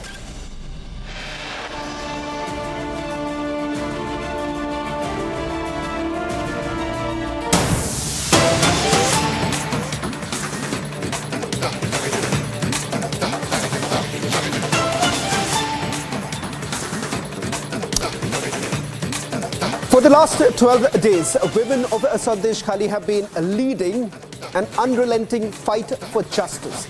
They have been fighting against the politically institutionalized mass rape by Trinamool Congress goons. But the kingpin continues to remain at large. Mamata's cops have tried everything that they could do to silence the voices of these women. From using force to delaying action, Mamata's cops have finally been forced to act. After 12 days of the massive uprising, after 12 days of Republic Bangla's relentless coverage, West Bengal police have finally added section of rape. We'll also take you through some of the reactions that are coming in. The first confirmation of the rape charges that have been added to the FIR has come in from the public prosecutor. In fact, we'll play out that soundbite that has come in from the public prosecutor. But before we do that, a quick recap of the 12 days that we have been relentlessly reporting. What are the charges that have been leveled against the Trinamool Congress convener and several other Trinamool Congress leaders? We'll take you through some of the details that are coming in. Remember, women of Sandesh Khali have now come out in public and they have made these allegations against Trinamool Congress leaders. They say that Trinamool Congress leaders had abducted women and the fact that they were forcefully asked to stay back at Trinamool Congress's offices in Sandesh Khali. The government, on the other hand, says that arrests have already taken place. 12 arrests have taken place, but till date, the kingpin, Sheikh Shah Jahan, is still on the run. Let's first listen in to the public prosecutor. আজকে উত্তম সর্দারকে যে মামলায় 4 দিনের পিসি নিয়ে গিয়েছিল সেই মামলায় পিসির থেকে ওকে কোর্টে প্রডিউস করানো হয় এবং যে মামলায় ওকে পিসিতে নিয়ে গিয়েছিল সেই মামলাটা ইনিশিয়ালি 354 বির অ্যালিগেশন ছিল পরবর্তীকালে ভিকটিম গার্লের 164 হয় হওয়ার পরে 376 ডি অ্যাড হয় 376 ডির প্রেয়ার অ্যাড হয় এবং সেই মামলায় ওর আজকে বেলের প্রেয়ার রিজেক্ট করে 25 তারিখে দিন দিয়েছেন জজ সাহেব প্রোডাকশানের জন্য, ওর জুডিশিয়াল কাস্টাডিতে যাচ্ছে। এছাড়াও আরেকটি মামলায় যেটা হচ্ছে সন্দেশখালী কেসে ওকে 376 ডি মানে গণধর্ষণের চেষ্টা করে, সেই মামলায় ডি এবং 511 সেই মামলায় ওর 10 দিনের পিসি প্রেয়ার চায়, কিন্তু মাননীয় এসিজিএম আদালত ইনচার্জ উনি 8 দিনের পিসি প্রেয়ার অ্যালাউ করেছেন। रेगुलर ग्रिड्स क्यों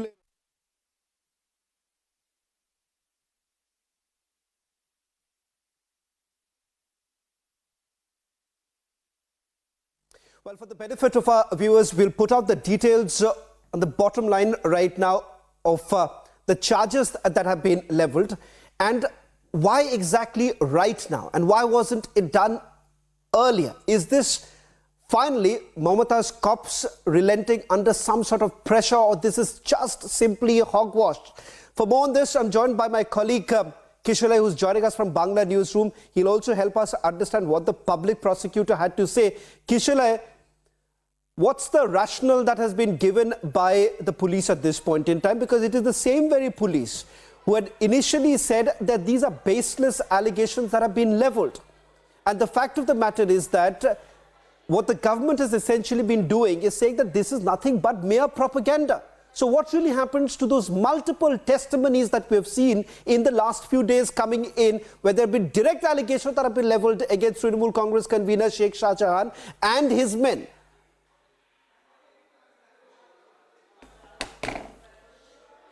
Well, exactly, Shawan. Right now, the bite we played, a lawyer of Uttam Sardar, who has been given that 8-day custody and sections of gang rape has been added, which is 376D. We heard him, and we will also play the public prosecutor's bite. Now, Shawan, as you were saying rightly, there are 3 phases in Sandeshkhali that we are talking about. The first phase is of Sheikh Shah Jahan, who is on the run, who has not yet been arrested. The second phase is of Uttam Sardar, who has been arrested, and now 376D, which is gang rape section, has been added against him by the police. And also the third phase, the third person whom we are talking about is the first person is Uttam Sardar, the second person is Uttam Sardar, and the third person we are talking about is also still on the run. Now, 3 people who mainly conducted the business of torturing women and of harassing everyone whom they came across, especially the ones who did not obey to their orders and also who did not accept to come with them when they asked them to. The women were asked to come with them in the middle of the night in order to make food for them. They were taken in their rooms, and torture and harassment was being conducted. That's the allegation of the woman. We were playing that throughout this week. In the last 10 days, we were playing those constantly, how the women of Sandeshkhali spoke up, and they were openly saying how the men of Sheikh Shah Jahan were torturing them, and also they openly on our TV on record said that they were raped and they were harassed, tortured, their children were being thrown away, their children were taken away for various works that Sheikh Shah Jahan wanted them to do. But the police did not add any section as such till now in the FIR, and now today finally police against Uttam Sardar, the police have already added sections of 376D apart from 354B, which was already there, which is trying to disrobe a woman, and now 376D, which is attempt to gang rape. And now we see Uttam Sardar has been given 10 days of judicial custody as well. Now the question is, where is Sheikh Shah Jahan, who was the closest aide of Jyotipriya Malik? Jyotipriya Malik was the minister who has been ousted today. He is also arrested. He has been ousted from the cabinet today by the governor. He is still now, he was still in the cabinet till today morning, and he has been removed from the cabinet now. He was the forest minister, before that the food minister. The question is, where is Sheikh Shah Jahan? Why the police cannot arrest the main kingpin of this whole torture game that was unfolding in Sandeshkhali? The horror of torturing women and taking them away in spite of the fact that Sheikh Shah Jahan was a convener of TMC and was very close to the leadership of TMC, including Jyotipriya Malik, who is a very strong leader, who was a very strong leader of TMC. Right now he's in jail. So those questions still remain to be answered by the state government. Shawan.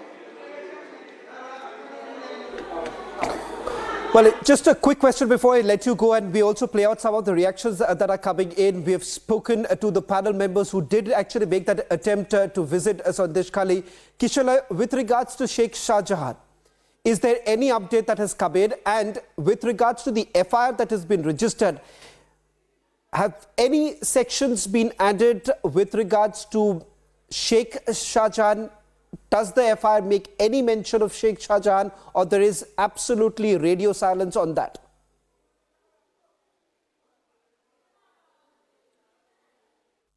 Situation is very grim. I don't think that the common man or common woman particularly, I should say, that they are safe over there.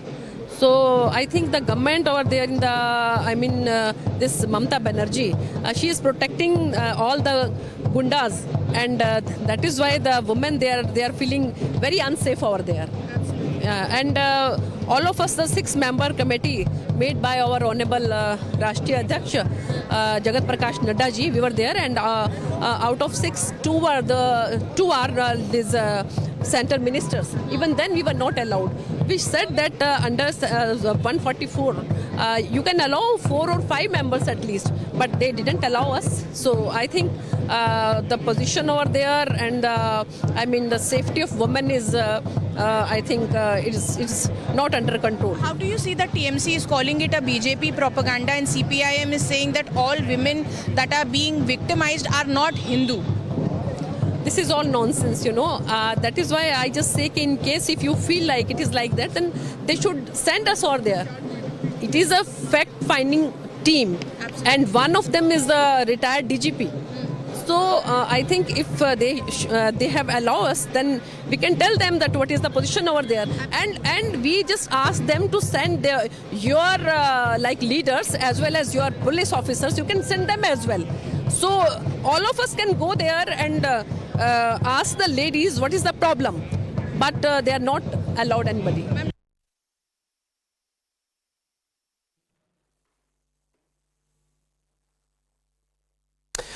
Well, in fact, union ministers have also now hit out at the Mamata government. Many questions are being raised as to why, being a woman chief minister, will Mamata Banerjee not really listen to those very testimonies? Why exactly will there be a political angle to it?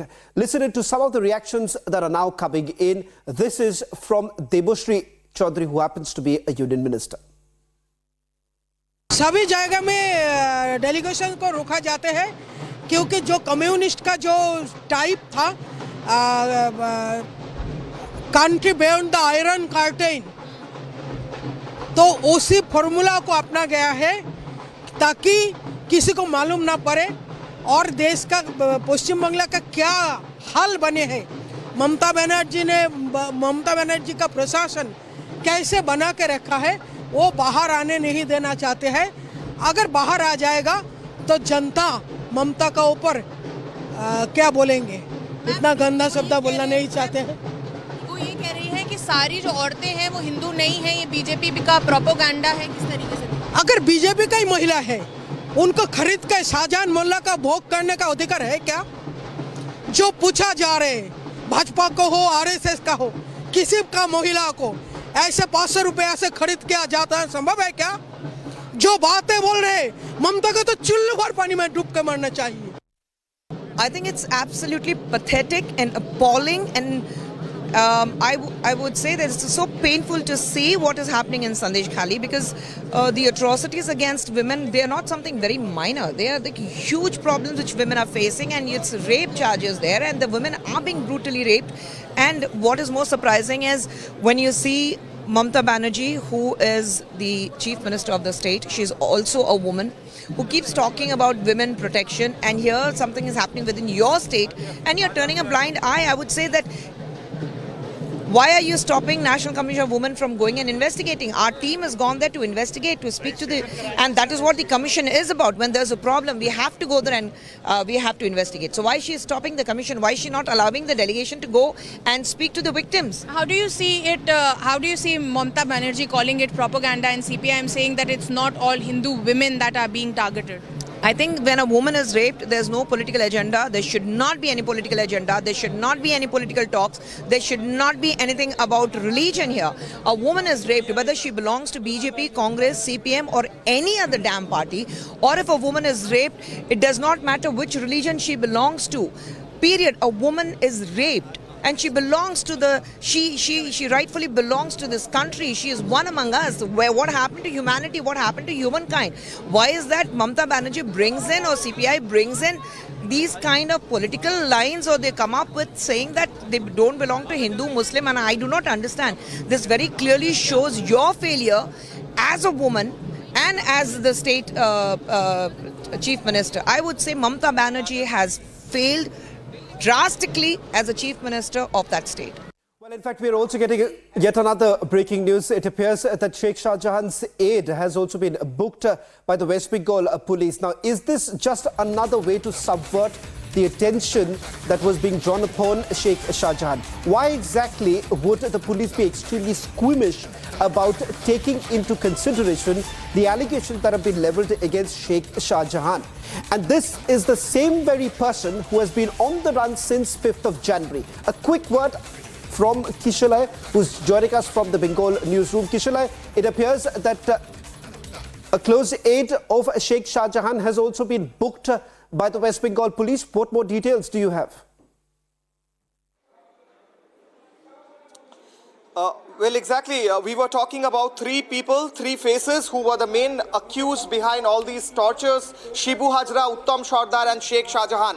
Uttam Sardar has been arrested. Shibu Hajra and Sheikh Shah Jahan are still on the run. Now we are getting another name. It is another person called Shushanto Sarkar. He has also been booked. And this same person, Shushanto Sarkar, was closely related to Uttam Sardar, and all of them against Shushanto Sarkar as well. There is this 376D section which has been slapped. Now, the charges of gang rape comes just after the allegations by the woman on camera speaking out and talking about their fate in Sandesh Khali that they had to go through for years. Why the police did not charge these sections since so many days. The women were protesting, speaking up in Republic Bangla since 12 days. The police did not do so. Now, finally, the police department and the state government is now forced to add these sections.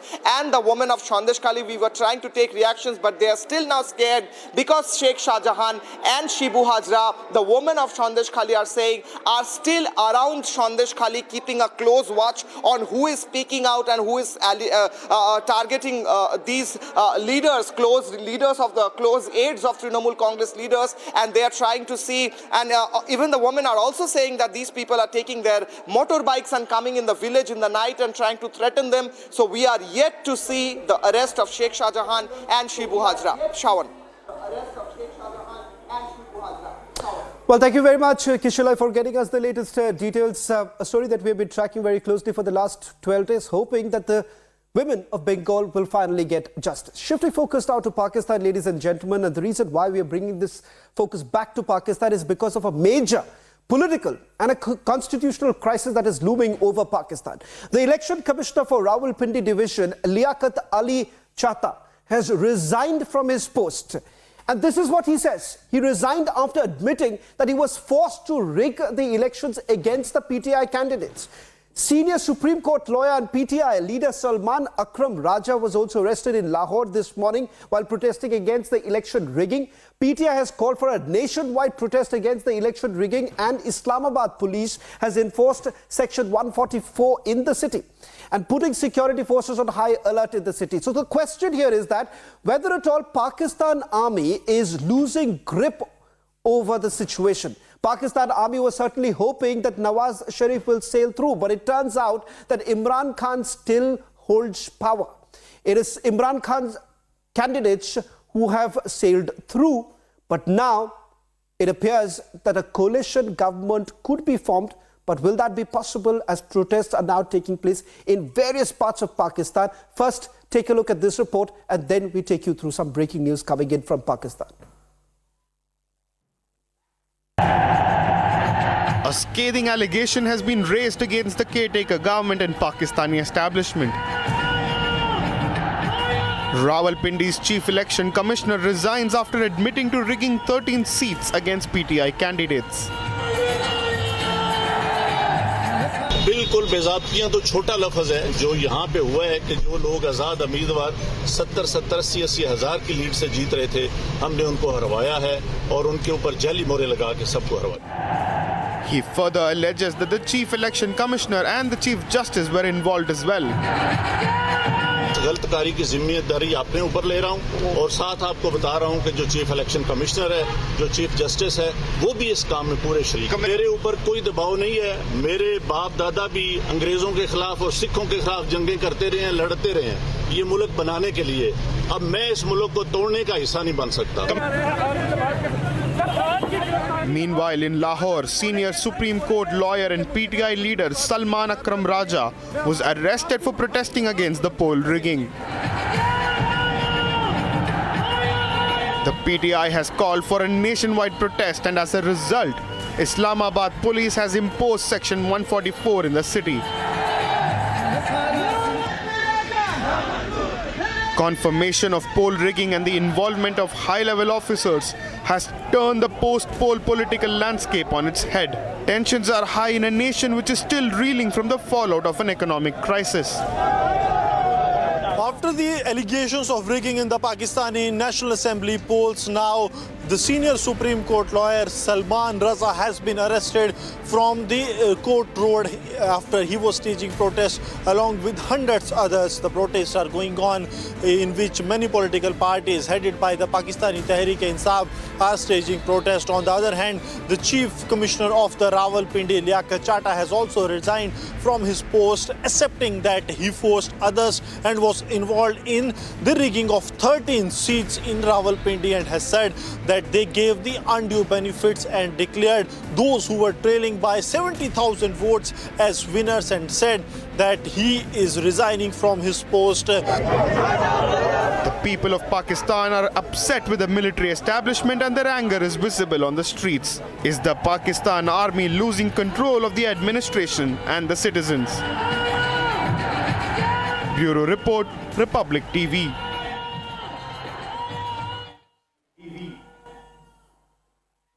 Well, in fact, the Chief Commissioner of Rawalpindi has now resigned over poll rigging charges. We'll also play out that reaction that has come in. Remember, this comes at a time when there have been serious allegations that have been levelled as to, one, why exactly was there a delay in announcing the results? Second, with regards to the fact that several of the candidates which were backed by Imran Khan's party PTI, they have now been taken into custody. In fact, this morning in Lahore, when there were protests actually taking place, a senior lawyer was taken into the custody by the Pakistan military. We'll try and also bring in our senior executive editor, Abhishek Kapoor, who's getting us the latest details. And we'll also play out that reaction coming in, the first reaction coming in from the Chief Commissioner of Rawalpindi, who has made that stunning allegation that there has been rigging. He was actually forced to do so. Let me first go across to Gursimran, and we'll also try and connect with our senior executive editor, Abhishek Kapoor, to put this into perspective. First, let's go to Gursimran, who's getting us more details. Gursimran, this is the top official of Rawalpindi division who's made that stunning claim, and hopefully we'll be in a position to play out that reaction coming in from the person concerned. He says that I was forced to rig the elections to ensure that PTI candidates do not win.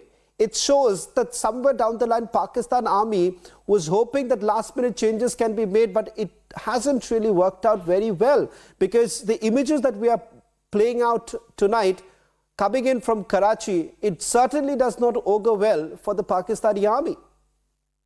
Yes, Shravan, there is no doubt that the things that have started going, the tables that started turning after 7 days a week of the elections, when first it was Maulana Fazlur Rahman who came in the public domain and said that it was, last time it was the active involvement of the General Bajwa, the Pakistani Army, for ousting the Imran Khan. And then now the statement that has come from the Chief Commissioner of Rawalpindi, in which Chief Commissioner Chatta has made it amply clear that he himself was involved and he has also pressurized the returning officers and the presiding officers to change the result and to give the undue favor to the candidates, those who were trailing by over 70,000 votes. And he said that he accepted on record that they have done rigging on more than 13 seats of the Rawalpindi, which clearly shows that how the allegations that are being made are not far from the reality, but are actually true, because one of the senior officers who is holding the helm of affairs himself admitted the same and said that he was the one who forced others to do so.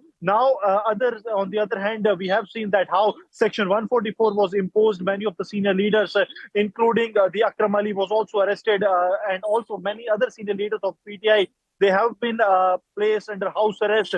Many others are being forced to leave the party. There have been several incidents where many leaders, those were asked to leave the party, they left the party PTI, citing various reasons. So now the Pakistani army is trying to mount the pressure against the voices that are now standing against them. But one thing is very much clear, that in Pakistan now the Pakistani army is losing the control which they always had in Pakistan. The people of Pakistan, they have voted against the Pakistani army, but now the attempts are being made to muzzle their voice by arresting the people, by imposing the Section 144, and also by arresting and house arresting many others, Shravan.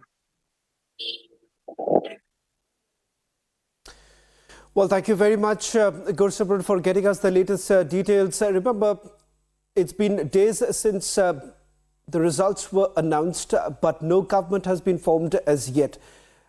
Nawaz Sharif is in talks with Bilawal Bhutto as well as his father. It remains to be seen who exactly will take the driver's seat, but the fight still continues in Pakistan as it plunges into yet another crisis. That's all that we could pack in this edition of This Is Exclusive. News and updates continue on the other side.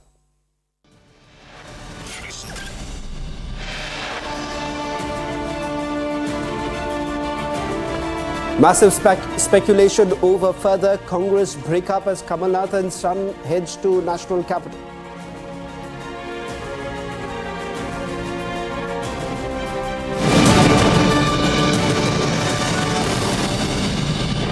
What I want to say to everybody who is here is that let's keep the external environment aside for a moment. Let's look at what within us we can fix. And there is a lot we can. You know, I teach a class on breakthrough leadership, and in that we realize that there are so many things as women which we let become self-limiting for ourselves. You know, the imposter syndrome, for example, affects women more than men. Do you know, Rhythm, that if there is, for example, a job posting, even in your own organization, if a man feels he's even 50% ready, he will apply for it.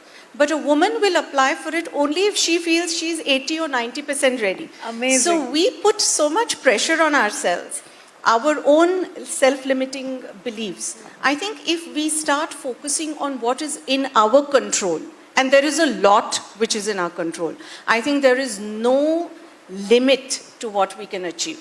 So we have come a long way in equality and in women representation, but I think there is a long way to go as well. But I think it's a lovely thought. Yes. I also want to ask you, you're heading the very prestigious Shri Shri University. It has over 11 schools. There are also over 10,000 students in them. How do you think women, Professor Kulkarni, can be helped to the grassroots level, even keeping in mind their health and hygiene? How can we take this forward? You know, women have an extremely vital role to play. We are all sitting here, mothers, aunts, sisters, friends, and the nurturing of women starts at home. Our mother is our first teacher. So the role women can play today is exceptional. You look at our entire G20 presidency. We had the vertical on W20, the Women 20. We had a vertical on G20 Empower. And our Honorable Prime Minister is now complete focus is on women-led development. There are so many new schemes. There are so many policies. And at the grassroots level, you can see that women are involved. Like our university, Rhythm, is in the state of Odisha. Yes. And they have at Sarpanch level 40% reservation for women. So I want to tell you, we were doing a leadership program for women Sarpanch leaders. And these gutsy women, smart women coming from small little villages around our university. And I remember I was traveling out of India that time, and I joined online for the program. And you know what these women asked me? कि दीदी आप जिस country में हो उस country में आपने हमारे बारे में लोगों को क्या सिखाया कि हम इधर कितनी अच्छी लीडरशिप करते हैं कि हम इधर कितना अच्छा काम करते हैं अपने विलेजेस में. Such confidence and such belief in the ability to do. So I think from the grassroots level today in our country, like in Art of Living Rhythm, we are teaching, we run about 1,200 free schools in India. About 90,000 children get free education, and 48% of them are girls. And most of these are first generation learners. And these girls, nobody in there, I mean, they are first generation literates. And some of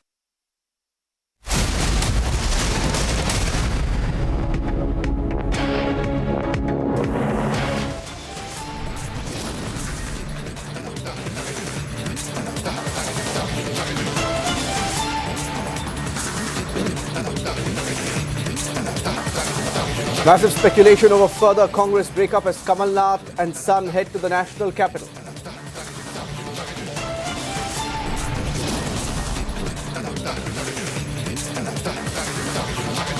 Kamal Nath's son Nakul Nath and key aide Chhindwara dropped Congress from social media bio.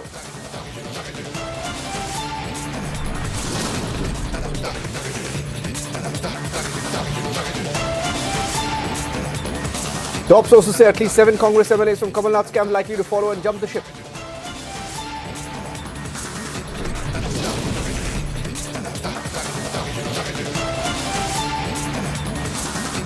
"12 days on, women of Sandeshkhali continue to fight against politically institutionalized mass rape.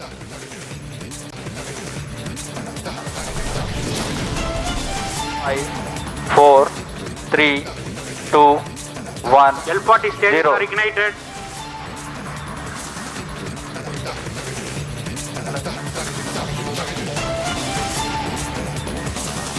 Another feather in the cap for ISRO's new weather satellite, INSAT 3DS, launched from Sriharikota.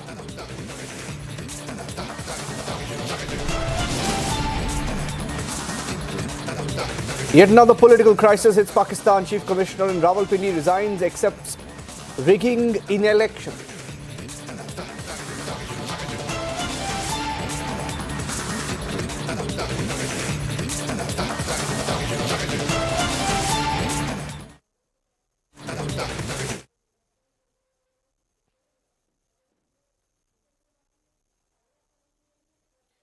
Getting in some breaking news now on the